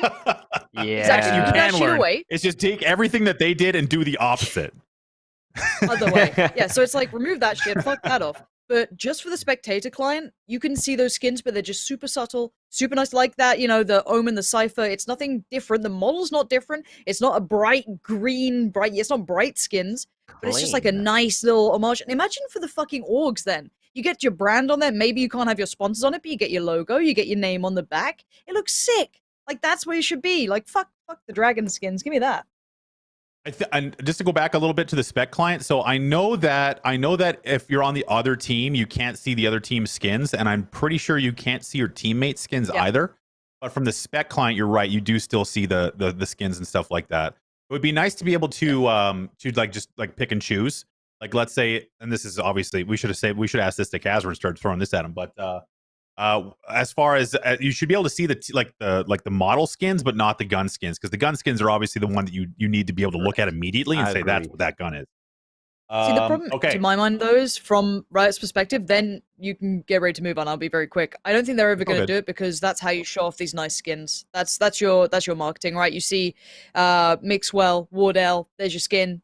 Plebs want to go and buy it, right? It's like in Counter-Strike, you saw like whomever, your favorite AWPer, right? You're like, you see your favorite AWPer has this skin, you're like, shit, I want that one. Maybe I'll become the next Simple if I have this knife, or you know what I mean? It's dumb shit, but it's how it works. So it's a shame. It's not- are you it's just trying not to good scoop for out new all viewers. away from the fans, just like you're a pleb, don't buy skins. Just let them enjoy themselves. Let the plebs enjoy themselves, No. Lauren. No, I'm res- viewership No. experience would be terrible that way. Pansy preached about that 2 weeks ago. Like, Yep. it's really bad. It's a really bad idea, to be honest. Okay, fine. Worried, That's dude. all right. I'm worried. And also, by the way, let's not hurry. I think I'm resigned to the fact that we're going 2 hours. That's just the way it's going to be. Sorry, Daniel, you're going overtime, buddy. Okay, so let's talk about Liquid. Okay, so the thing is, they have not confirmed their roster. So there's a lot of hype. We have these teasers, we have reports, we have this, but there is no press conference saying this is our team. Now it's heavily rumored that it's going to be Fish 123 with Scream, which arguably, and we'll get to the power rankings down the line, but I believe is the best team outside of G2 right now. And they certainly have the model that apparently every European org is looking for, which is a star caliber CS player and Fish 123. So Yeah. I mean, they're all talented. They are Brits, of course, which is very important to everyone who else is British. I think that is arguably going to be the team. I can't imagine Team Liquid going off of left field and signing anyone else. So we're going to assume that it is going to be them, and I think that's going to be great. We'll talk about Liquid a little bit when we get to the tournament results later on. Let's talk about Cloud9, who is apparently signing one player every month until the end of fucking time. I'm okay with that. Okay, whatever. They signed Mitch, and now they have 3 out of 5 heading into their next tournament, where they will not have anything interesting to talk about, in my opinion, because the question is going to be, is this actually the team? Which is honestly annoying for a team that has probably the best player in North America, or like the 1A best player in North America in TenZ. Get the man a team the first time. I think so too. I mean, most people in the pro scene point to him as the best player, so I'm just going to repeat what they say. I think it's between Wardell and TenZ, but there's a lot of arguments to be made that TenZ is the best. But we need a full team here. Come on, Cloud9. But you know what, though? So we have a segment at the end where we're going to have artists' interview, and I agree with him. He talks about how spread out the talent is, and how these teams are really not just complete. They're just, they have their superstars and some fillers in those roles. Why rush to just sign a full team? Make sure you have every possible player in that fucking role, because eventually at a point in time, one team is going to smarten the fuck up, and they're going to get that great talented roster with 4 or 5 just bangers ready to win first place every single tournament that comes up for them. I feel like them taking their time to do that is key. I would be inclined to agree with you if they were actually trying out different players on their teams. Like, it's been like Shinobi and the other guys missing out on his name right now, but they haven't really been trying anything new. Like, they have Relics now, they have Mitch, they have TenZ, and the other 2 guys haven't been changing that much, and they've been playing over and over again, but they're not signing them all. So if I'm Shinobi, for instance, on that team, I'm wondering, like, why are we waiting for so long? Is this actually my team? Maybe there's something behind the scenes we don't know about. A safety net. You know what I mean? Like, just want to keep waiting. It literally just feels that they're just keeping them on the side in case if they get a better option, we might take it. Like, as a player, that's got to feel a bit shitty, right? Like, David P right now, probably in a similar scenario. We'll probably get to that in a bit. But, like, does it just feel like they're waiting for better options, potentially? Or is this, like, an org decision? But, like, I don't know. It doesn't feel good. What would it, like, what I'm thinking, like, what if TenZ is, like, doing, like, the LeBron effect? Where it's, like, utilize your talent, say, I'm the best in NA. Who wants to come and play with me? And what if they're able to steal a dope-ass player from TSM or these other teams to really have that validated God squad? That's the vision. They're trying to lure people like Kevin Love to Cleveland. Just be like, yeah, come on, we're gonna be here the whole time. Like, don't worry about it. Why not? Fucking bail. If I'm getting 2nd, 3rd, and 4th place, and TenZ is like, hey, yo, bruh, we got a spot. Listen, with TenZ knocks, I'm answering the door. So I think that's what's happening. But we'll see. Here's a question for you. This is, again, inside basketball question. Is TenZ LeBron or is he Kyrie? I'm pretty sure he's Kyrie. Shit, I don't know. I'll say LeBron. He's taking the shit by storm, man. No fucking way. I think TenZ, yes. Kyrie is a nut job, though, so I would never compare anybody to him. Okay, we're not talking about the flat Earth stuff. We're talking about basketball. Okay. Basketball. Like, TenZ is Kyrie. He is flashy as fuck. He's got all the moves, and he doesn't give a shit. He's out there. LeBron is like, LeBron. If I'm gonna pick a LeBron, I'm calling it. Geez. I'm gonna call artist LeBron. I think. I mean, it's hard. It's hard to have direct comparisons, but anyway, sports ball. Just briefly on the topic of, like, I guess, like, basketball. Mitch being picked up to Cloud9 and such. There is an interview with him on the Spike GG right now. And even his, like, the big quote is, I wasn't too sure I was going to make the team, but it feels amazing. Like, clearly they're not, like, it's like, in my mind, I was like, surely they're going to be sat there, like, exactly. Like, I thought this was going to be brutal. Like a sat there kind of knowing what's up. This is not the case. Clearly, Cloud9 are, like, making them work for this. This is fucking they're harsh. in the gulag. I fuck with it. Don't give a spot away to just anybody. Make them work for it. All right, make them earn it. All right. Eat your Fair enough. siblings, you fucking plebs. Just kill each other. Pool cues, and there's all the weapons are just like throwing them Break it down to and the drop arena. it. Let them fight. Let's go. All right, it's gonna be a 3-hour long show if we keep at this pace. All right, dire wolves. Let's pull them the fuck up. There we go. Here they are, the dire wolves. I don't know. Comments, concerns. Clearly, 2 are stars and 1's a brain. Yes. Oh, I think That's it. so The IGL. AVRL is the IGL, or maybe the IGL. coach. Mhm. And 2-star players. That's how it goes. That's it. Right? You know what? If don't know why enough can't I about be a them. star? Can we just do 3 stars? Oh, I think we just got hurt. I think we just heard coach in the ear. So Maybe it's anyway, a I want to be a coach. star too. That's Yeah. why he has the brain. Yeah, maybe. All right. I think that's it. Let's move forward now to the developer communication stuff. And this is actually a very interesting one because it has come out, and I'll give you some context. As Morello is the one that put this out there, is that the person who owns, or at least owned, the ranking system. So those people out there trying to grind up the Radiant, those people getting stuck with shitty players in Immortal, getting deranked after 1 game. The person that owned that is not with the company. Let's hear from Morello. Who can we talk to about the rank system? Sadly, Mark, nobody right now. I know that sucks. So I'm going to be real with y'all. The person who worked on the rank system and from a design standpoint has left the company. Nobody owns the rank system right now. This is a huge problem.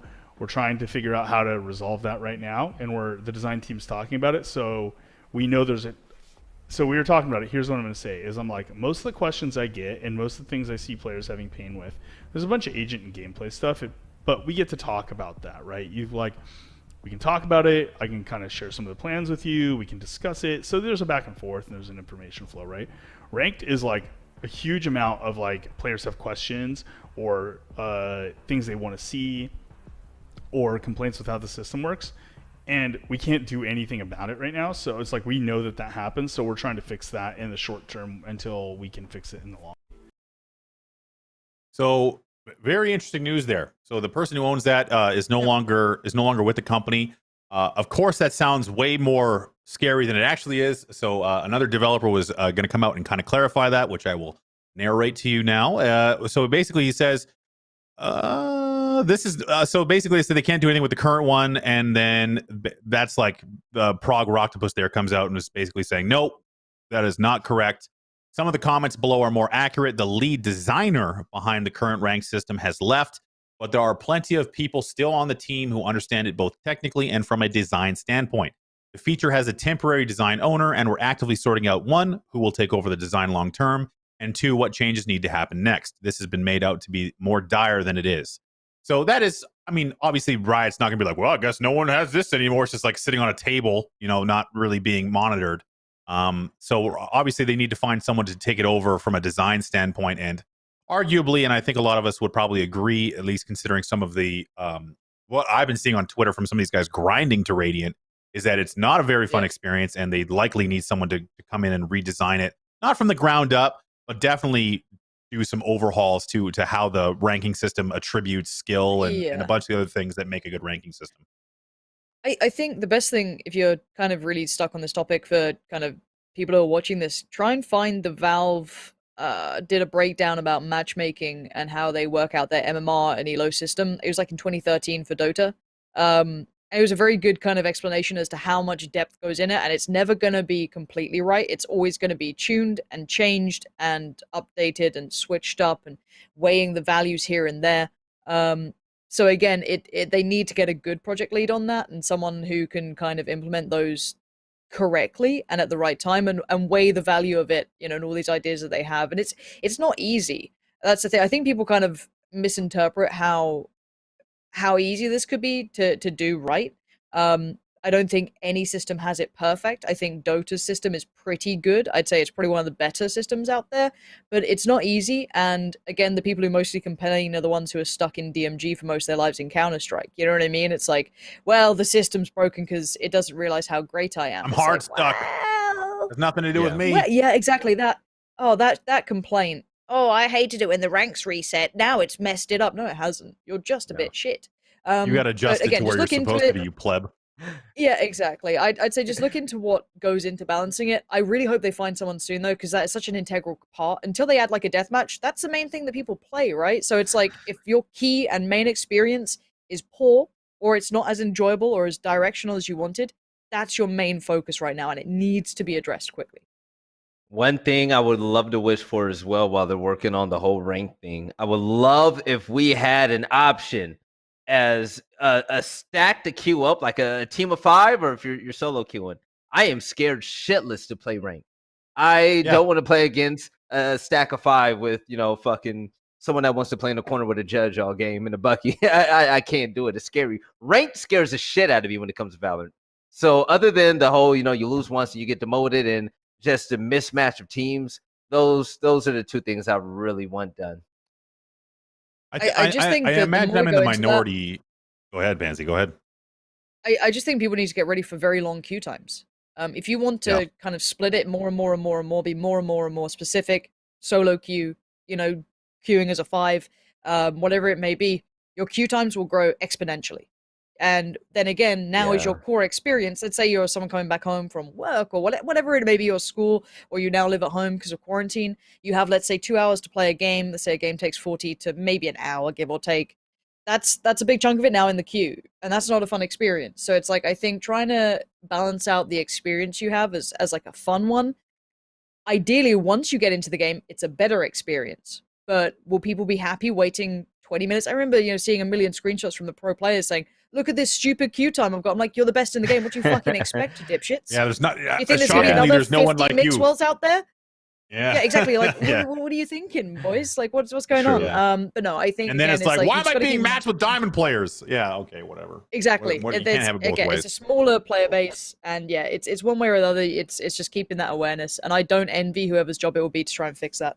It's a personal problem, I guess. Maybe because I have shit stacks. I hope for that. Maybe it's just a personal wish. And again, it's the well of experience that, and unfortunately, it's the most recent one, is that PUBG, when it came out, it had one queue, and it became one of the most popular games in the world very rapidly.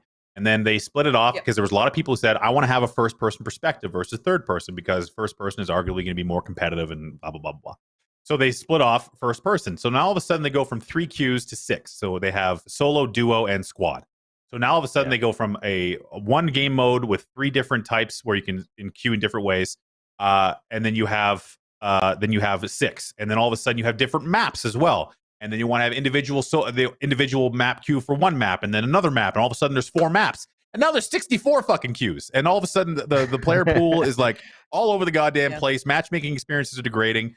So I understand on one side what Pansy's saying when you don't want to split the queues, okay, but also I personally don't have 5 people available or 4 people all the time to play with. Oftentimes, you're not going to find more than maybe 2 or 3.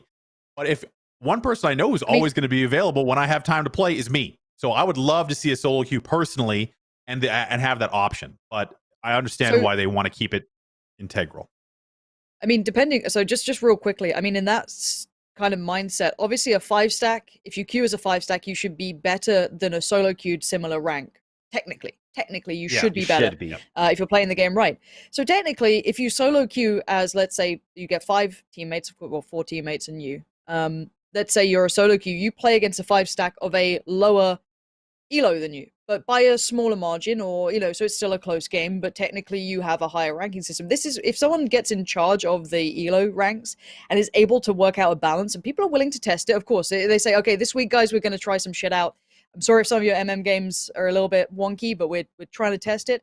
Let's say you solo queue as whatever rank you are. It puts you up against a team of 5 who've queued as 5, of, let's say, a slightly lower rank, but not by a big drop, but slightly lower, and see how that fits. I see what you're saying. Competitive game. You know what I mean? So you can maybe look at a way to equate this or even it out in a better way, where you can still have both queues playing, but you try and evaluate how much of a difference is there between a solo queued game as average to a 5 stack game, and what's the rank balance that you have to hit to be able to tip it to be a fair enough or fun game for both parties. So you're using the elo rating to essentially offset the advantage of the additional players. Correct. Right. Correct. Okay. Yeah, that makes sense. There you go. Put Pansy in charge. Riot, you're looking for someone. Get Pansy. Let's talk about actually this just came out this morning. Or actually, let's hit the Ask Valorant thing as well. We do have that. There's some interesting ones in here that are common questions. We have, let's see, the first one was, I think, something to do with skins or, oh yeah, gifting system. Will Valorant have a gifting system? Yes, gifting will be coming to Valorant soon. TM, don't care. Scroll. Thank you, revenue strategist. Is Valorant going to get an in-game replay system? Yes. Yes, it will at some point. There was a word about that initially.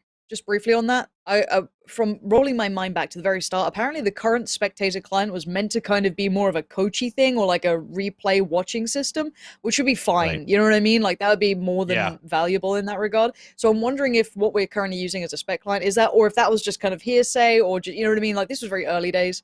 So I'm wondering if that's the case. That's gonna be so valuable, so valuable. You know, for frag movies. I mean, that's the big one to me. Like, as much as, yes, obviously your high-tier teams will be sitting there studiously looking over, like, VODs and demos and everything else. Like, I get that. Reviewing your own gameplay, sure, it caters to the 0.1% of player base. The bigger player base, making fucking good frag movies. Do you know how exciting that is? Like, so many plebs will sit there and be like, I like Kenny S because I've watched this one frag movie and he Why do you keep calling them did plebs? Great things. Because they I'm are. a pleb then. I like watching those things. That's so messed up. I like it too. But the thing is that you sit there and Time out. What? What differentiates a pleb from a fan in your mind, Pansy? I would love to know. Absolutely nothing. Oh, shit. Nothing. Nothing. Same shit. Same fucking shit. You're a fan of frag movies. Same you're shit. a plebeian. I guess realistically, I am. I mean, because we don't look at it critically, right? I promise you, go watch. I don't know if you're familiar with it. Stevie's frag movie from COD 4 is one of the most popular ones at the time. How many times did he do something exemplary? Maybe, I don't know, 3 out of 10 times. The other 7 times, someone missed a smoke, someone, fucked up pressuring him, someone missed, someone fucked up their timing. And of course, exploiting that is really good fun, but we're not sitting there being critical about it. It's to enjoy it, just at the face value. It's like reading tabloids. It's garbage, but it's good garbage. It's titillating, right? It's fun. So call it what it is, but it's exciting because the little plebs get excited and they watch the games and they go, why isn't Kenny S dropping 40 kills? I don't understand. But the point is, it's still exciting. It gets people to be fans of these players. It gets, the audience behind them. That to me is exciting. And people are going to be able to analyze games unlike any other. And I'm not just talking about coaching staff, just regular people. I mean, you take a look at CS, you take a look at, Call of Duty, any other game out there. And it's just like, you can break that down. Then you have casual entertainment. That's really key. That's what's going to grow the game, casual entertainment. You're going to have these content creators that get, 500,000, 1 million views off of, just something fucking silly, just a trick that they want to show off. In order to have a successful game, you need a really good replay system that's fully customizable to where players can have these types of frag movies, funny clips, whatever it might be. So it needs to come out soon. I hope they don't sleep on that. You know what? I drag on them a lot, but shout out to, again, PUBG. That's probably one of the best replay systems out there. Really? In my opinion. Oh, yeah. Really, really, really good. It. It's very good. No, and very few people ever will. But as far as the other changes, we do have the replay system. There will be a map select playlist option. I don't really care about that, honestly. I think that playlists are meh, and we have 4 maps already. Like, can we just have some more maps in general? Yeah. Observing client stuff. I think we have probably more current information than what this would be, but essentially, they're basically saying it's in progress. They're trying to make sure that they get the right tools. It's a long answer filled with not a lot of new information. There's some cool stuff in here. The man is a PR god. He sells it just right. No, he's good. I mean, and there he is right there. Kasra's on the bottom too. So that's we already had that answer, and we probably got the same one from Kasra this morning. So, how many Radiant tier players are there in the world? We've designed Radiant to represent the most elite players, with anywhere between from 20 to 150 players having earned the rank per region, depending on player population size. Earning the Radiant rank is meant to be challenging and a significant achievement for Valorant players. You also have to remain as an active player to stay in Radiant. If you haven't played in 14 days, you'll have to re-earn it, which is fine. But you know what I would love is a leaderboard, to show like these are all 150 or these are whoever is here. Yeah, exactly. So like if I'm Immortal 3 and I'm like, well, how fucking far away from Valorant or Radiant am I? That's what I would like to see. Like they have an Overwatch. Yep. Yeah. Okay, let's talk. We're picking up speed here, ladies and gentlemen. We have a patch notes as well, so this is why I want to get to this right away. Boom. Let's just let's just go straight to the Viper stuff. I think that's probably the most interesting part of this update. That's what so we Viper, care about. Yeah, so Mixwell's going to be happy to see this. This is big. We struggled last time with understanding what some of these changes mean, but hopefully we'll get it right this time. So the max time outside of her ult before it collapses has increased to 12 seconds, which is good. That means she can kind of dance in and out of her ult without losing it. Viper can hold the ability key to drop her ult early, which is nice. Enemies in Viper's pit have their minimap obscured and do not provide minimap detection to their allies, which is huge because Viper was easy to find in her ult before, which is leading to one of the reasons why it was so shit. Increase the brightness of the red enemy glow at the edge of Viper's near sight. So a little bit more of a visual aid. So this is mostly God, they around. are really desperate for her to be viable. Yeah, well, I mean, Viper's a cool character. You know, she's like a I don't know, who would I choose? Like a Mei, I guess, almost. I'm gonna be honest. I just don't think she fits the current meta. Like they're gonna buff her until she's OP, and then when the meta changes, she'll be so OP. It's right now. It's a super puggy meta. She doesn't fit it in her utility kit, and that's okay. I don't think everything has to be super viable, personally. No, but I think it would be good to have it close where everyone is not completely doesn't fit everything all the time. But I would like to see a little bit more variety than the current lineups. Like that's how Overwatch kind of stumbled, where they got into the same meta and it like stayed rock solid forever, and they innovated. And that's where I hope that agent balance stuff continues to happen on a regular basis, but not super frequently like they do with like League or something like that. Okay. So I would like to see them put these agents in a position where they can be tested, not just ignored, which I think is where we're going to get to with Viper. So there's some other changes in there. Let's just take a quick look back. The decay is interesting as well. Enemy decay per second increased from 10 to 15 from all sources. And after exiting Viper smoke, enemy decay sustains for 2.5 seconds before starting to fade. This ultimately, I think, is the biggest one. That's huge because if you're at fucking almost 0 health from hanging out in a Viper ult for a little while, and you try and come out and get your health back, you have 2.5 seconds is a long ass time at the pro level. Like that's a long time. Yep. So that's I think Viper, we're probably going to end up seeing her at the PAX Invitational. I can almost guarantee it, at least in some form. That's with the 15 damage per second, correct? Yeah. Yes. So you're going to decay Jesus faster, Christ. and you're going to hold on to it longer when you come out of the smoke or the toxin or whatever the hell it's called. Having both Poison Cloud and Toxic Screen active does not consume additional fuel beyond the cost of having one active. So she can have both her screen up and her Poison Cloud up and deplete her resources at the same speed as if, you know, only one was active.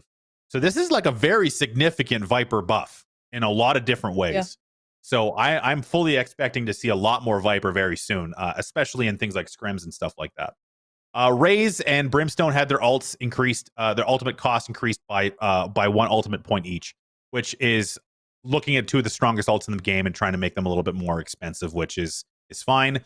For Brimstone, this one's interesting as well. The Stim Beacon no longer buffs enemies and no longer shows its effect a radius to enemies. So we're gonna have a lot of corner camping Brimstones.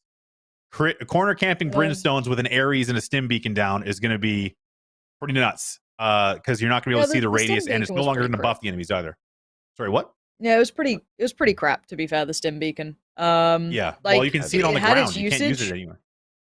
I mean, I used it for bait mostly. When I was like maining Brim, I just used it to bait people to think I was in the other corner, which was actually quite a good usage because you can just put it on the other side, just a piece of it showing, so they'll insta kind of lean towards peak in that angle. But yeah, I mean, it'll become more viable in the way it was intended to be used rather than just like a bait. You know what I mean?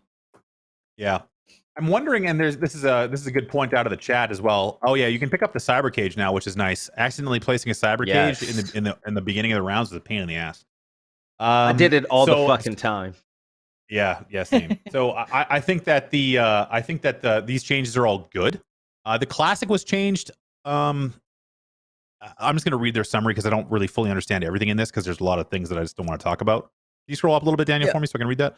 The classic right click was the primary bug fix here, but we saw an opportunity to make the weapon behave a little bit more consistently. We slightly tuned the efficacy of jump right clicks, but hopefully haven't taken away their viability in close range scenarios. So no more long range or medium range jumping classic headshots with the burst. Insane. Yeah, classic changes coming in. I just want to jump back to Brimstone a little bit of not on here specifically, but just about the his arms fidelity. They've increased his sweet arms, so they look nicer in first person. But the stim beacon stuff is interesting because it was revealing the area as well as buffing the enemies, and I think that Brimstone has been kind of struggling against Omen for pick rate right now, and I still think that Omen provides a little bit better utility than Brimstone does overall, so I don't think that's going to change too much. But I'm liking that they're constantly looking at these players, especially his ultimate ability and cost increase. I think that's honestly probably going to reduce his pick rate even more. I don't think the stim beacon's going to do enough to have him getting picked up. The ultimate cost increase and the situational viability of stim, I'm not sure it's gonna help him too much. Okay, I'm on the wrong run of shows. Then let's talk about we have. Oh, no, we have I the still best think part the next. Viper change is significant. I don't know. I really yeah, wanna no, it's see a her in the huge meta, buff. But go ahead. Huge. Like I was doing the math. Like you stay in there for 4 seconds period, and after that is what 2 shots and you're fucking dead. I used to run through her gas shit all the time and was like, oh, it ain't gonna hurt me. I'm gonna get my health back. It's not gonna do that. It came much. back immediately. I don't know. Yeah. Right. Yeah, it's gonna be. I think we're gonna see a lot more Viper. Honestly, we have a very, very fun thing to do right now. That's why I'm trying to jump out of the dev patch notes. And shout out to these guys always releasing their patch notes on Tuesday mornings. So we have to like shoehorn it into the show every time. It's time, ladies and gentlemen. It is time to judge the MS Paint contest from the previous week. For those of you who did not know, we were running an MS Paint contest for new agents. We all did one the week prior, and we had a great time with it. So we decided to open it up for you guys to participate in as well. We had Amazon gift cards on the line, and we are now going to be going through our finalists. I believe we have 5 total. Let's start with this is our first one. This is Martha. Her passive is Jonas. Martha, just like Sova with his bow, has a weapon or gun called Jonas that can store up enemy souls. Okay. So the piercing darkness, 2 charges recharges every 20 seconds. Martha uses Jonas for a cone area, something like Omen's flash or breach's stun, revealing all enemies in that area for 5 seconds.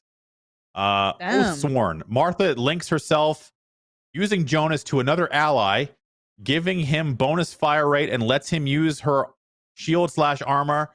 So if Martha has 150, I'm okay. Last embrace. Martha uses Jonas to create a wall of cloud. You can't walk through it.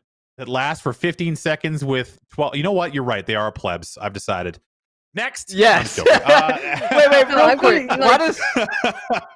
Why does Martha look like the black dude from Overwatch in cowboy clothes? Like it's just. I don't know. I understand the stars on the boots.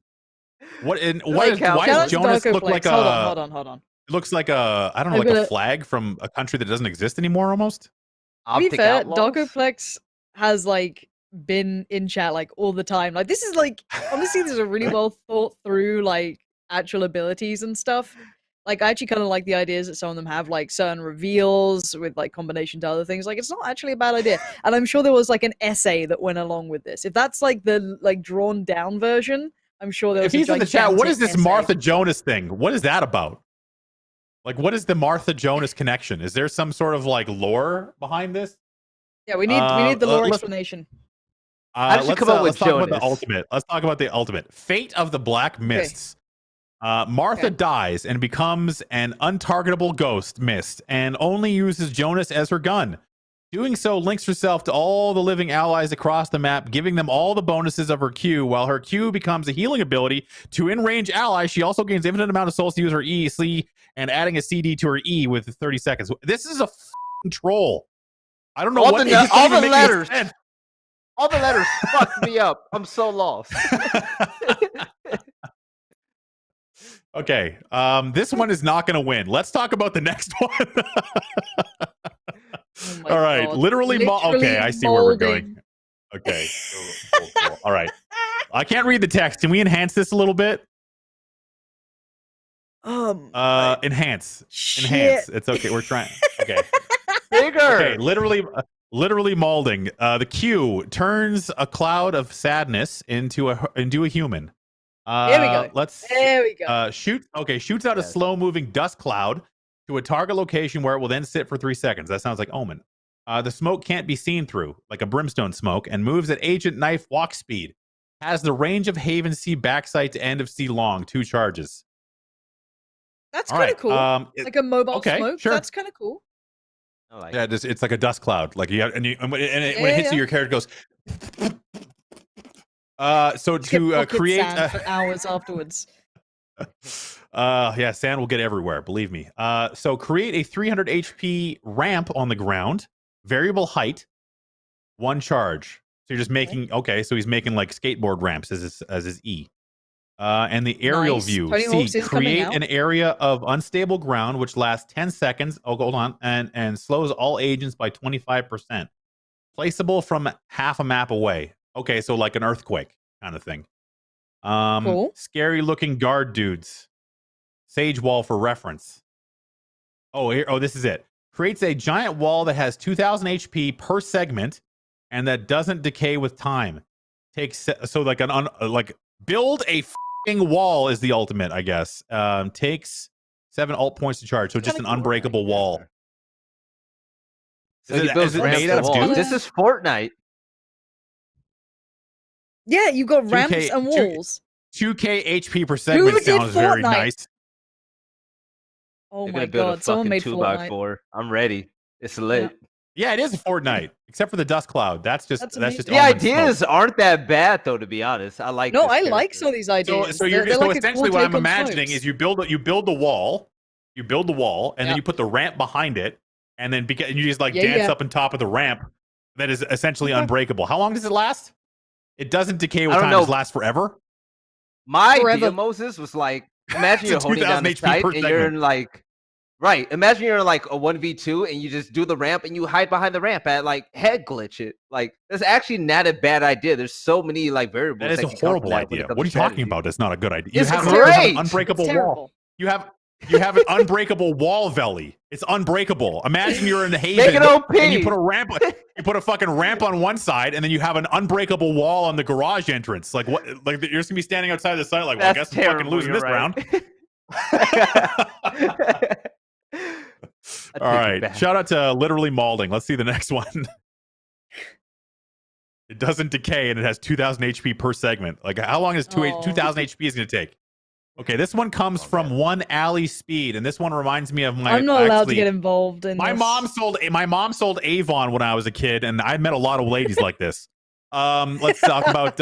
Okay, so this agent is called Star. Her signature ability is Essential Oil. Star drops a vial of essential oil at her feet, reducing incoming damage for all players inside the area by 25% and lasts 4 seconds. Q is crystals.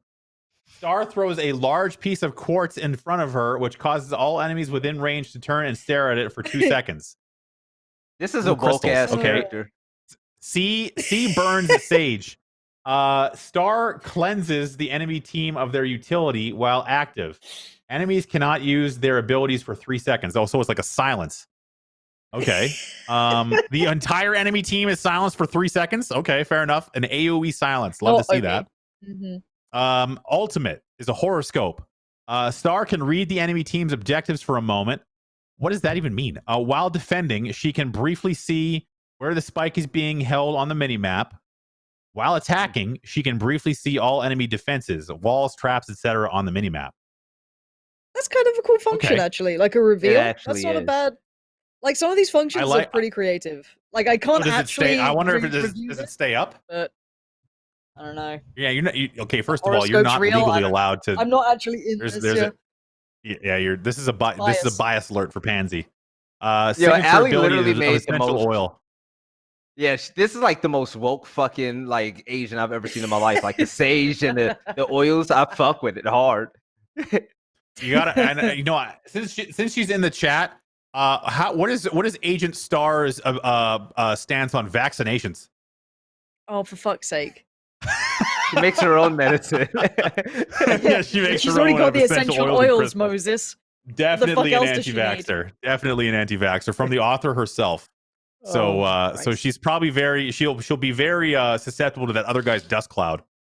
Yeah. Yeah. She's like, oh shit. Yeah. If she goes into Viper's toxic trap, she never stops decaying. She just decays until she dies. She just burns sage around it and it goes away. Yeah, I love it. Let's get the shit out of here. It smells like dog poop. Okay. Anyway, that's fucking evil. You burned the stage. All right, perfect. Let's see the next one. Okay, we got another This is Maldero. hilarious. Dude, This there's is so actually much well molding. animated. I like the side This is really profile. This is cool. actually me. This is me. Okay. Read the hair effect. It's hilarious. Hold on a second. I'm trying to read. Can we get another enhance here? I'm an old man. Hairline recedes per kill. Hairline recedes per kill is awesome. Fully. That's it. I thought it said fully hard there for a second, but it says fully mauled. Ultimate shit starter form. Okay, I got him. Hold on a second. All right, so We need to pull this up. Pull it up. traits. Nerd / cancer. Nerd / cancer. Incel. Incel. Okay, well, I was close. Right. Perma molding. Flames opponents on the battlefield. Calls his mom a bitch, but she pays his rent. Vengefully collects hair from barbershop floors to use in combat. Okay, here we go. That's better. Thank you. Alt. Okay, we're gonna hold on. I'll get to the alt last. Q. Hair wall. It costs 300 credits.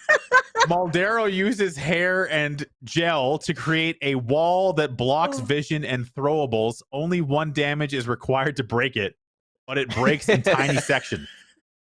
Tiny sections of hair. Okay. Can you scroll a little bit, Dan, so I can see this? Okay, perfect. Scalping. That sounds bad. When Maldero kills an agent, he can take 2 seconds to scalp them and steal one of their abilities. He cannot shoot or move while scalping. The C ability is creep. Resets on two kills. Maldero instills fear into his enemies by selecting a point on the map within 20 meters of him to create fake footstep noises. And breathing heavily, I'm going to add for my own self. And his ultimate is shit starter. Maldero loses all his remaining hair and starts shit. Causes all energy players to hear fake gun sounds from all directions for 5 seconds. He's carrying a hairball in his hand at all times, it looks like. Shirt under jumper. What does that say? Shiny. Oh, okay, I see who this is about. All right. I see. All right. I see what's going on here. Just because my head is shiny doesn't mean I'm Maldero, okay? And brogues. What does that mean? I don't know. Is that a type of shoe? Brogues. They're a shoe. They're a shoe variety. Okay, got it. All right. Maldero, I think, is very well thought out. A lot of hair-related abilities. Wonderful. In the contest, this is a fucking dub. You pretty can't solid. top Maldero. So shout out to the people who are going to be listening to this on Spotify. I have no idea what the fuck we're talking about. I just followed this person. My head hurts from laughing. This is hilarious. Bro. Shout out to Daxa. Jesus. Okay, let's see the next one. We got one more, and this one's actually is some top level art here. I can't. Okay, again, himself. I know KB too much. She is too talented at this shit, so I'm out. Like, look at this drawing. Okay, what the fuck? I love it. Enhanced, Daniel. I'm too old for this. Yeah, it looks really good. Like I can see the animation already. Oh, I see. No, it's all right. I think I can see now. Okay, Agent Debussy. The first movement. Our strats are the strats of. Our strats are the strats of strats. It's fancy because it's in cursive. I fuck with it. It's true. Bout. Butt chug a potion. Your next move will TP you 15 feet. Okay, from the butt chugging, I imagine. The spell is E. Show late.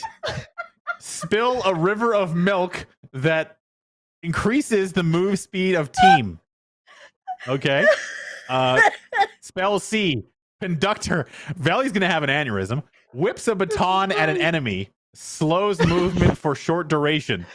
And the ultimate is that. What is that? Is that a river of milk? Stick at you. Team PP. Footsteps for teammates become very soft for 5 seconds. Okay. Team PP. Why is it PP? We gotta go milk. We have to go milk into PP and then bout butt chug and teleport into the enemy team so you can whack them with your conductor stick. I want to That's, see the conductor stick ability be a thing. Yeah. Like, can you imagine you're rushing at a site and a fucking stick hits you in the forehead on your screen? Like, that would be the best, yo. Yeah, and like, there's just a guy like holding a violin like a guitar looking at you like, what's up, bitch? Right. Look at this strat in cursive. Yeah, the cast is like this like Harry Potter cursive thing and he chucks it at you. That would be amazing. All right. Shit. Can we see before we choose? Can we see some honorable mentions, please? Because I just think there's more gold to be had. I might just pluck. Okay, that sucks. I want to see his special ability. Oh yeah, okay. Let's see the abilities. Hopefully, there's more gold in this. Passive. Fucking hell, Eddie. Can you use a bigger? Throws a spuds at teammates to heal them. Shoots Friar Greed. Okay, no, pass. How does it walk? Pass. It's just a potato. It's like Pickle Rick. Just I'm a potato. Next honorable mention, please. Lamole. Okay, this one has a little bit more effort into it. Throws shovel. Throws a shovel like a tomahawk. Like Sage, mudball. Like Sage is slow but stickier. Entrench. He digs a hole and sits in it. Takes like 20 seconds to dig a hole and 3 seconds to get in or out. Only head visible while entrenched. Okay. Mole control. Giant pet mole acts like Raise's boombot, but underground, and then pops up and bites in a large area. Wonderful. All right. I imagine these are going to get better as we go. Emmett, let's see the next one. That looks a lot like, okay, I'm just going to... Craig Roberts, a retired construction worker and washed-up MOBA player, turned to a life of mercenary work because he thought it'd be cool. Ability 1, back door. Build a temporary doorway that allows you and one teammate to walk through a thin wall or ice wall. Ability 2, construction ahead. Release a silent drone that follows a short... Okay, fair enough. Okay, let's see the next one. Oh, breaking ocean regulations. Dangerous materials fall from the sky. Oh, no. Let's see the last one. And then we have wrong game gun guy. I saw this. Place a door in front of you. All agents can slowly or quickly open doors. Doors make sounds when opened. What does it Riot do? Shield. It's just a door. It's just a non-contextual door randomly. Equip a riot shield that covers your agent. Moving a short... Okay, no... Riot shield is immediately you're disqualified. Go. Disqualified. No fucking riot shield. Get out of here. Go back to Rainbow Six. And then we have the guy from, then we have the guy from Halo. Okay, got Halo coming which up. I don't believe would be allowed to be integrated. Even he has MC 117. Okay. Yeah, and then we have Cortana. Okay, fair enough. You know what? I think we're number 1 and number 2. I'm gonna call it here. I'm gonna call number 1. Okay, give me your 1 and 2 first, Pansy. Who's your 1 and 2 from the actually good I'm not ones? allowed to vote on this. I know too many people who've entered, so I'm out. Okay, just give me your 1 and 2 so I can disregard it anyway. Okay, so give it to me. No. Okay, Riot Shield guy and Halo guy. No, they're the honorable mentions. I'm talking about the other ones. I can't. I know too many people. Yes, you can, Pansy. No. I plead innocence on this one. No. Who are you gonna upset? It's a MSPaint contest. Okay, it's not the fucking presidency. Right. No, I'm out. You would be terrible at improv games. Okay, Valley, give me your 1 and your 2. I am. I get anxious. It's easy. Number 1 is Maldero. I just love the fact that every time you get a kill, your fucking hairline goes back a little bit, right? And then second place, it has to be Agent DE Bussy. Easily. Yes. Only because he throws a conductor stick. That's it. Yes. Okay, got it. Not DeBussy, but DE Bussy. I don't know what it is. Is it there's DE Bussy or there's no period. It's DeBussy. Okay? Having seen this for the first time today, I'm now an expert on this agent. That works. I'm gonna pick Maldero. Maldero's the best. As the number 1, I think the receding hairline is really unique. And as someone with a almost fully receded hairline, I really do have, I can see myself latching onto this agent. Can you even call it receding anymore? I think it's fully reset. It's a full recession, ladies and gentlemen. It's gone. It's actually in the back of my head now. So me and Maldero are kin. And now I'm really torn as my second place, between Star, yeah, you nailed it, Mm. and I like her. and Debussy. Honestly, I think I'm taking Star number 2. So that means we need a tiebreaker. We need a tiebreaker. If only we had a third person to give some input. You got to pick number 2 at least. You got to pick your number 2 between Debussy and Star. The number 2's the harder part. Moldero's fine. Yes, I of can course pick it is. Moldero. That's fine. Okay. Number 2 I am picking. Someone else can pick. Do a vote in chat. What does chat think? We Can I already just go with did. chat? Chat, what do you Can I go want? with chat? Chat, which one? No. Don't let her off the Star? hook. Don't let her off the hook, Pansy. You have to choose. Pansy, pick one right now. Right now. Look at us.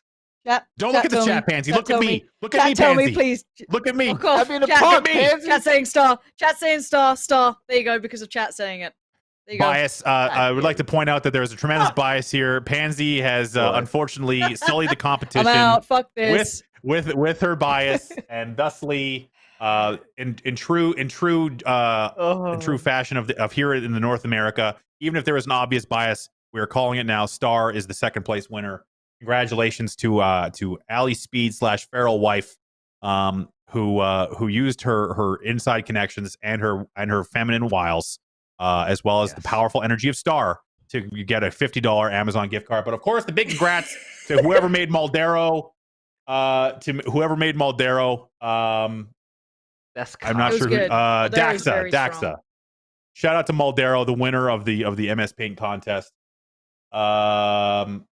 Causes KB's Shout out to- drawing, shout out I to have Moldero. to say, like KB, like there's so many inside jokes in that drawing, that is phenomenal. Honestly, like excellent work, excellent work. Do you have the choice to defer Feral- to KB? What you do with Yes. do you if you whatever you do with your Amazon gift card is up to you, Ali. So you can do whatever you like. There you go. Yes. There you go. So that brings that chapter to a close, and we are going to very quickly, since it's already 2:00. We're going to go to commercial. my We're going to be right dinner's back. away in We 10 have minutes. It's all right. Don't worry about it. We have only 2 full tournaments to talk about, and that's it. So we're going to take a quick break. We're going to jump into the tournament results, and we're going to have to maybe expedite a little bit. So we'll be right back in just a couple of minutes.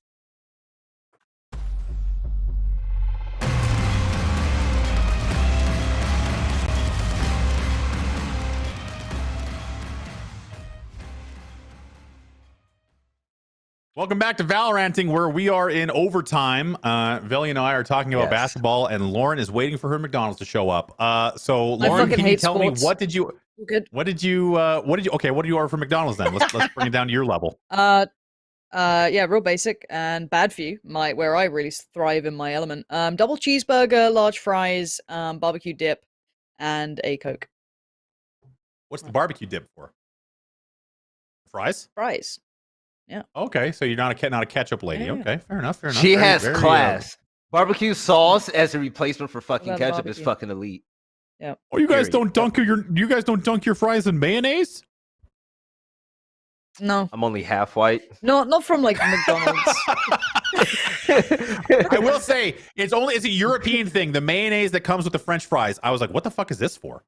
It I is actually think- good. doesn't- Like if you get like Yeah, Yeah, dude. In it Europe, is their good in, fucking like- French fries come with mayo all the time.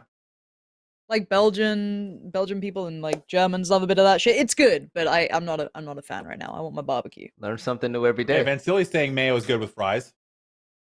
So there you go. Anyway, let's talk about the things that are going to get us the fuck out of here. Let's talk Yes. about first up. We're talking about WePlay. WePlay was actually really interesting, very stylish broadcast. Shout out to the boy Banks out there. 6'8" over the Dude, guy that that he was set casting design- with. Yeah, it was very. Aside was from Banks having to amazing. sit on the ground essentially to not tower over his co-analyst there. So this Oh, was the Tom. results from the tournament. G2 went 3-0. I don't think G2's lost a game, and I think they're on a 12-game win streak.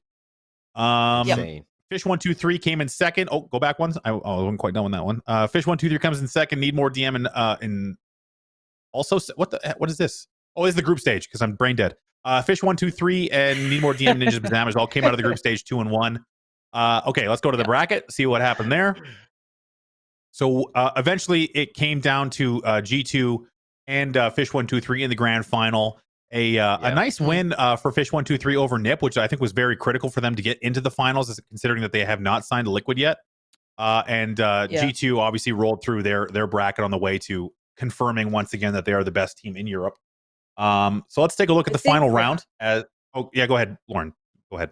Just on this really quickly, if you didn't get to see the tournament, make sure you catch that semi-final with NIP and Fish 123 as well. That was an incredibly good series. I got to see some of that. Brilliant stuff. Even from Scream's POV, watch it, on that perspective as well. You get to hear the comms as well, which is really cool. It's definitely a very valuable series. I think that's where you can see a lot of improvement in Fish 123 and a lot of the potential in NIP. Like, a lot of their strength was really coming through in that game. So definitely want to catch, even if you just want to watch a final, consider that semi-final too. Absolutely. Valley, I'm not sure if you caught, you actually had some thoughts on the G2 and Fish 123 matchup. I know you were mentioning that before. So yeah, what were you kind of pulling out from what you were watching? I really liked it. And honestly, even though I would argue G2 is the best in Europe, like, period, Fish 123 had a legitimate chance of winning that. And it's just really, it shocked me from the early talks that we had about Scream and Fish 123 as individuals and all. Even though Artist is no longer on Fish 123 and he's on G2, this team is incredible. And to be completely honest. Yeah. Was that Dave? Were you asking me a question? Okay. The producer was talking to us. Sorry, chat. Fish 123, I'm just gonna go out there and say they literally lost because of rotations. They were really bad with it in the first half of most of the games, especially Ascent. And the moment they caught on, the game got so much closer and they were able to pull out a lot of wins. But you know what?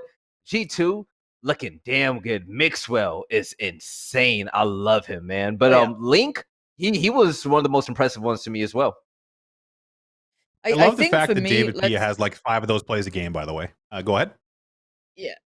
For me, if you want longevity, I look at Fish 123. If you want the short-term dominance, G2 is your team. I think G2 right now is on one of their high points. They'll be able to ride this, obviously getting signed to the team, getting their players in, getting everything going. David P should be signed pretty soon. It has to happen. The same can be said for Fish 123. They're on their increase. Yeah. I know. It would be crazy if he doesn't. They're on their increase. They're probably about to be announced as joining Liquid. I think most people probably have assumed that, and they're pretty right to have assumed that. There is their 5-stack. They've had time to really invest into this. And they play, I think they play the meta that will eventually come around down the line. I think they're going to play a more strategic meta down the line. Now, can they implement that right now? No, that takes a lot of time and a lot of teamwork, a lot of synergy, a lot of, going in the server, doing the boring stuff. But months down the line, they're going to be the one that could take it away from G2. But right now, G2 it's got the hot hand. They're fragging out. They don't even have an IGL. If you listen to Artist's interview afterwards, you do like listen to their sports. That's a sport term. I steal your analogies. I steal the analogies. Doesn't mean I watch it. No, I mean, as I said, you listen to the interview back at the end of their games. Artists, they literally don't have an IGL. Listen to Mixwell's stream while they were playing. It's a lot of voices coming in, a lot of calls being made. And while they're playing that good, don't change it. Keep it going. Don't hinder yourself. Just keep running out. I don't think Artist has lost a best of 3 yet since Valorant started. So clearly they've got something right. I think he tweeted about it. He's like, I don't think he's never lost a best of 3. So keep doing it while it works. But I think even they know that there will be a point where they're going to have to pull up everything. All of it has to come into line, which they could do. But I think Fish 123 still has the better foundations for longevity. Yeah, if I were to add anything, the beauty about that matchup, it was that you saw 2 entirely different play styles clashing against each other. Fish 123, they really like to fill teams out, right? They were a bit passive at times, but they were really heavy on attacking off of rotations. They love misdirection. You saw misdirection just about every single attacking round, right? And you saw players like SoCas provide a lot of that, especially in the mid. Now, G2, the reason why they won was because their outright aggression. They would literally force 4 to 5 into a site, and they would not stop holding W, and they were winning those gunfights. It's kind of like Artist was saying in a post-game interview. He said, these teams, like, we're winning just off of just individual skill, and it showed. But the moment Fish 123 caught on, it was a little bit too late. I legitimately think, G2 is on top right now, but a team like Fish 123 could dethrone them. that I really love that finals game, to be honest. It's long term though. Yeah, It really is long term. yeah. Don't look at this for the next I tournament. believe so. Give it time for the meta to change. And also I'd say honestly, NIP could be one of the teams to also push or take away that second spot or first spot. Genuinely, with some of the players they have, Korea especially, definitely could be one of those teams to push up there. I think that the one thing that we glance over a lot when it comes, and you know what, I'm going to save this one. Let's just take a look at the championship tweet. We're going to head into the next thing anyway. So let's take a look at their hooray we're champions tweet, because it has a cool little picture in there. Definitely not what's his face from Overwatch, Reaper, but at least he's got a cool sword. So yeah, congrats to G2, clearly the best team in Europe. Mole Ninja with his airsoft gun and his eBay katana. Fuck yeah.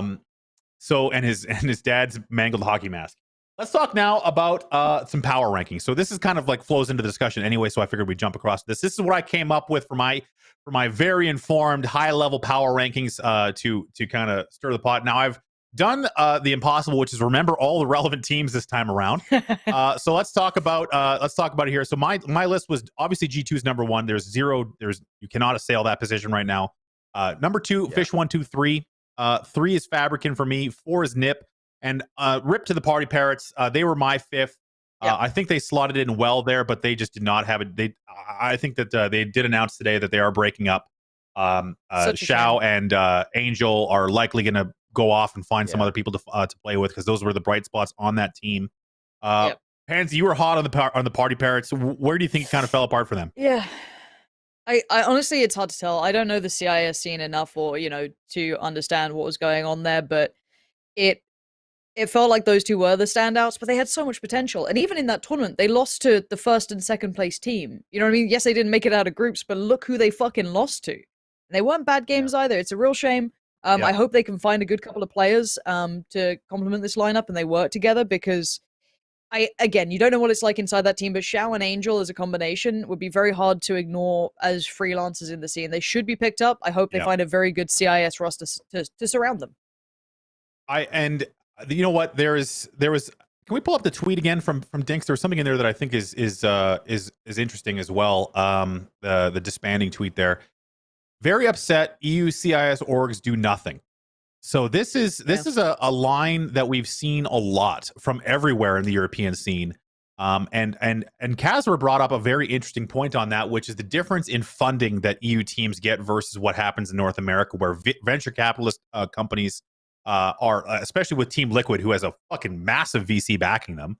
They have the ability to finance these teams from an investment standpoint. Whereas a team like maybe like G2 maybe have a little bit of that here and there, but most orgs are self-funded or financed. And who the hell knows where Navi's finance comes from? That's a question you don't want to ask. We don't ask those questions. But, we don't ask those questions. But to see a team like Navi not be seriously looking at a Valorant team right now, considering some of the CIS talent that's available, I think with Xiao and Angel kind of coming off the market or going back into the market as potential free agents, that to me makes me a little bit afraid for a player like David P, because the one thing you mentioned, Pansy, is that G2 does not have a super strong IGL. And Angel is both a good player and, from what I understand, a good IGL also. And the question then becomes language barrier. Is he good at English? Is he good at communicating? That kind of thing. So so I mean that's a potential just a thread that maybe could happen, but I worry.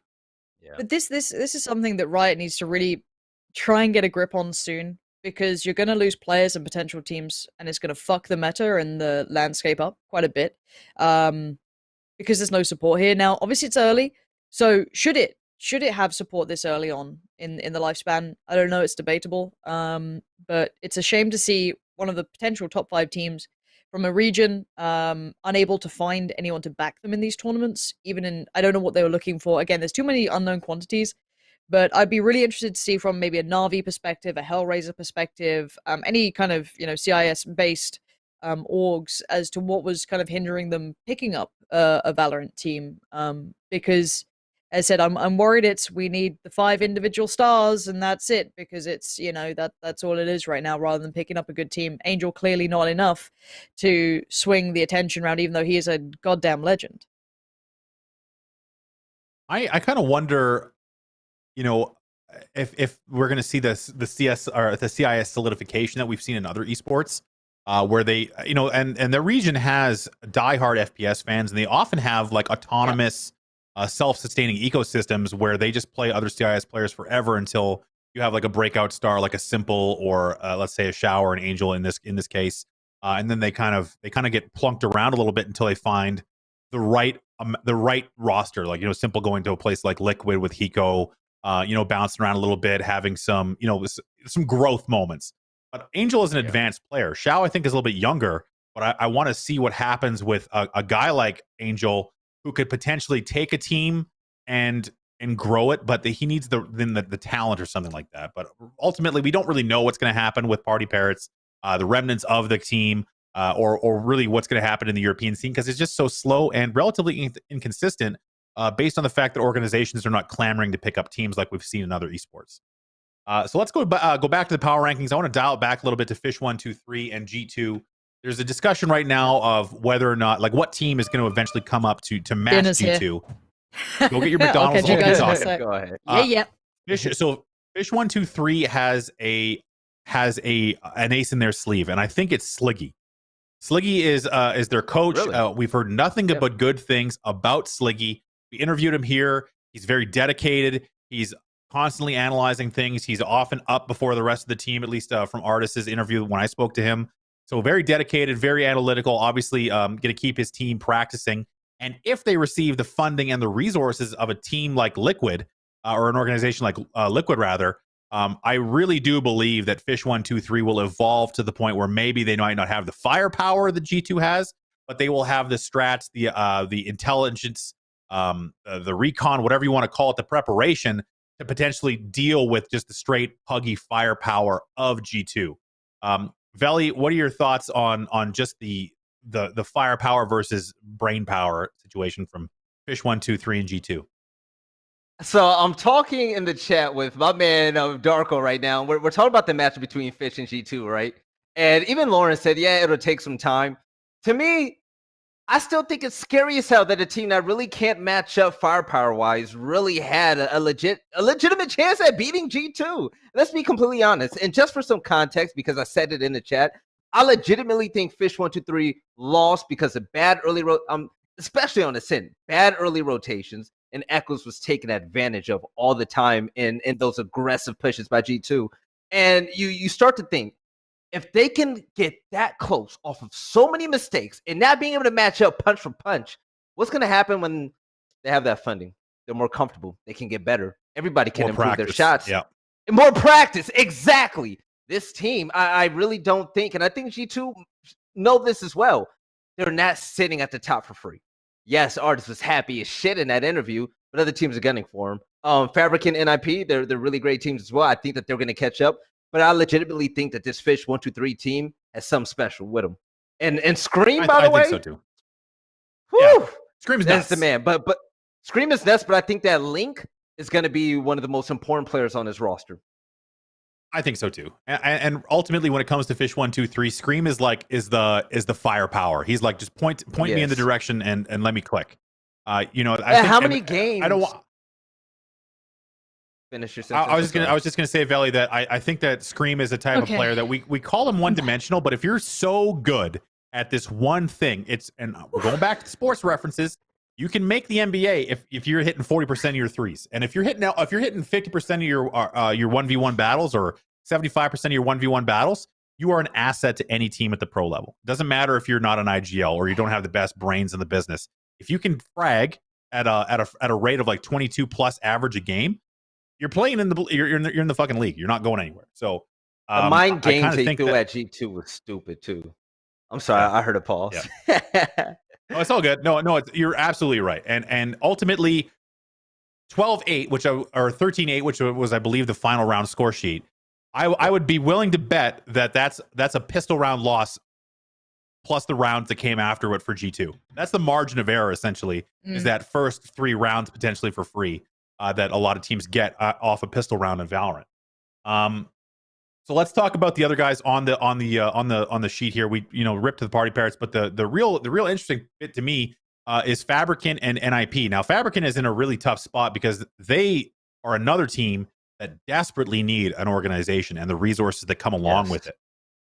So this is the roster here. We've got well, Zippin is supposed to be on here, but I don't think he is right now. But like Leo, Latex, I think Nicola was dropped for Zipan, and then Shadow's still there, and Meadow is there as well. So it's not the exact team that they're playing with right now, but Fabricant is a definitely quality squad. Like Fnatic, where are you at, bro? This is your team. Pick them up.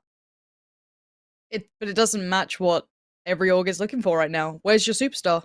Where's your big streamer? Where's your big name? Right. Yep. Unless you're winning everything, marketability. They're not gonna look at you. Yeah. I hate to say it because I wish it was the other way around. I actually really fucking hate seeing the way it is right now, but it's sadly the landscape. If they get picked up, good. Will they get what they deserve out of the deal? Probably not.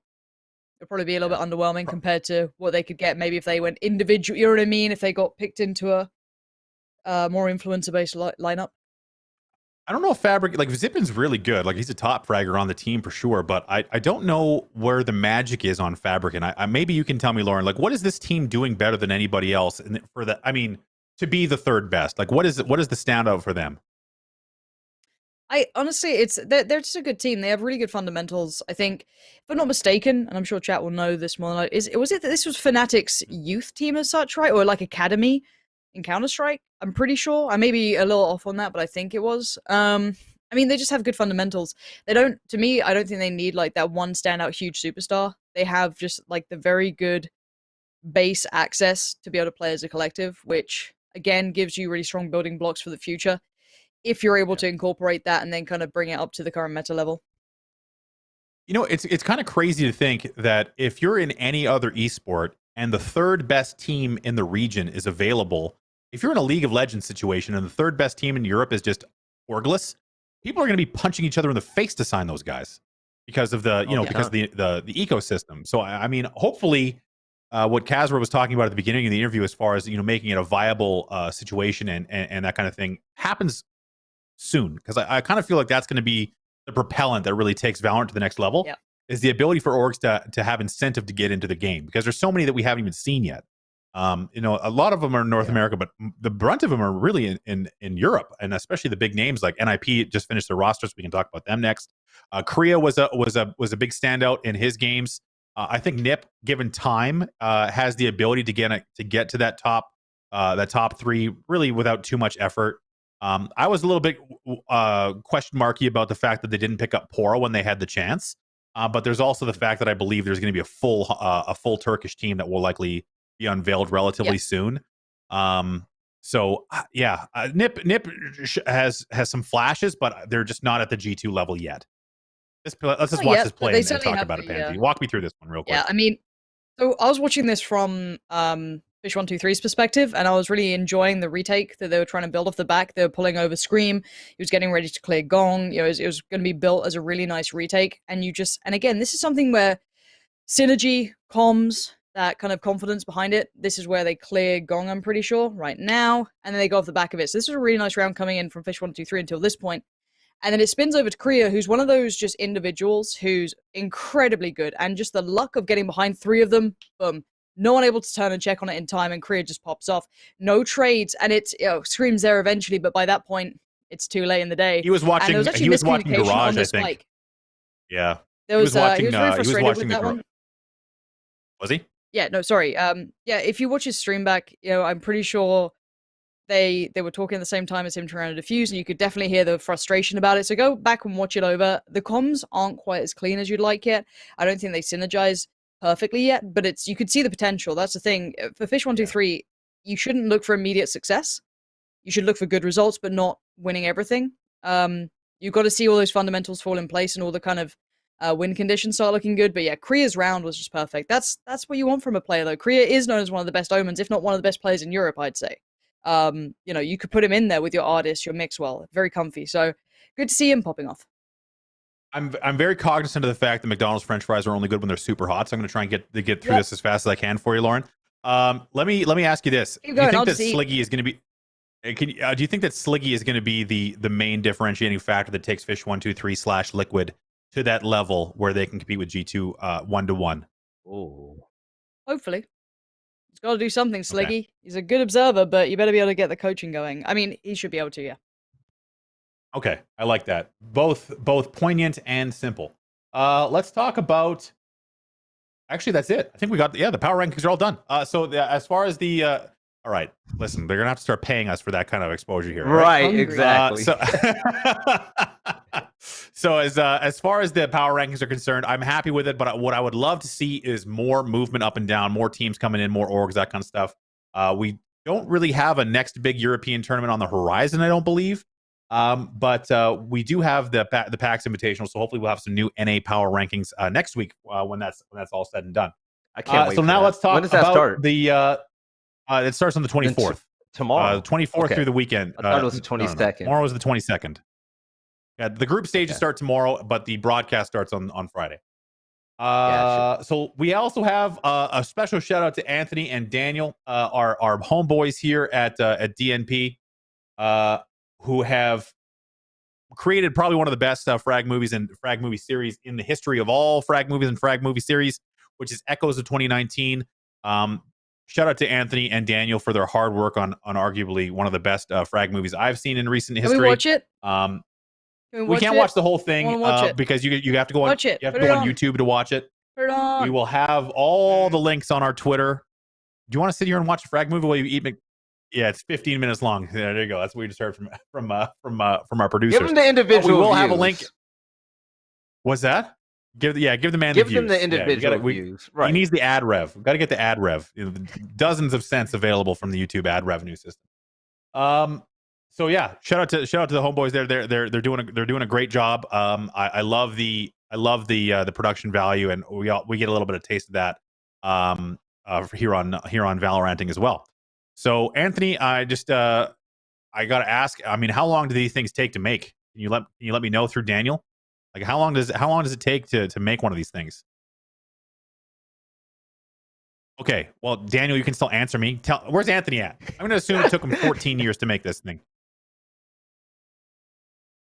Took him a year to make it. So that's why it's coming out halfway through 2020. It took him a full year to make these things. So that's a ton of effort and a lot of focus, which I'm not willing to make on basically anything. Yeah, no way. I mean, so that is going to do it. Costing. Lauren's 50% of the way through a cheeseburger. I'm now hungry. Velly, any last I'm thoughts? gonna work out. Last thoughts. Okay. Can't wait for this damn tournament. You know, next time, Pansy, next time, Moses, I'm gonna be in there with one of y'all. But I'm just excited. I feel like Valorant is really kicking off now, and like all that extra bullshit we spoke about in the past. Like I'm just glad that we're finally evolving. And yeah, I would love to break down in depth some of the finals, the big bangers on this show as well. Hopefully, we can do that in the future. I hope so as well. Big bangers all around. That's what I am hopeful for. That sounds silly now that I hear you say it. Big bangers, ladies and gentlemen. Big old bangers. I'm never saying that again. Fuck. Listen, if it's one thing I'm good at doing is ruining fun turns of phrase. Big bangers is now the tagline to Valoranting. So that's it. That's it. Big bangers. I'm gonna keep saying it the rest of the day. Pansy, thoughts on big bangers or bangers in general? I want to go and let the poor production guys go. Let's just fucking close the show out. Shut the fuck up. Nothing else is relevant. All right. Talked enough. Let's fuck off my cheeseburger. Shout out to Kasra. Shout out to Cheeseburger and Velly. And shout out to all of our production team as well. I'm gonna go get myself a cheeseburger, I think, and that's the last thing I needed today. So thank you guys for watching. We'll be back next week for more Valoranting. You can check us out on YouTube, Twitch, and Twitter. Follow all the things.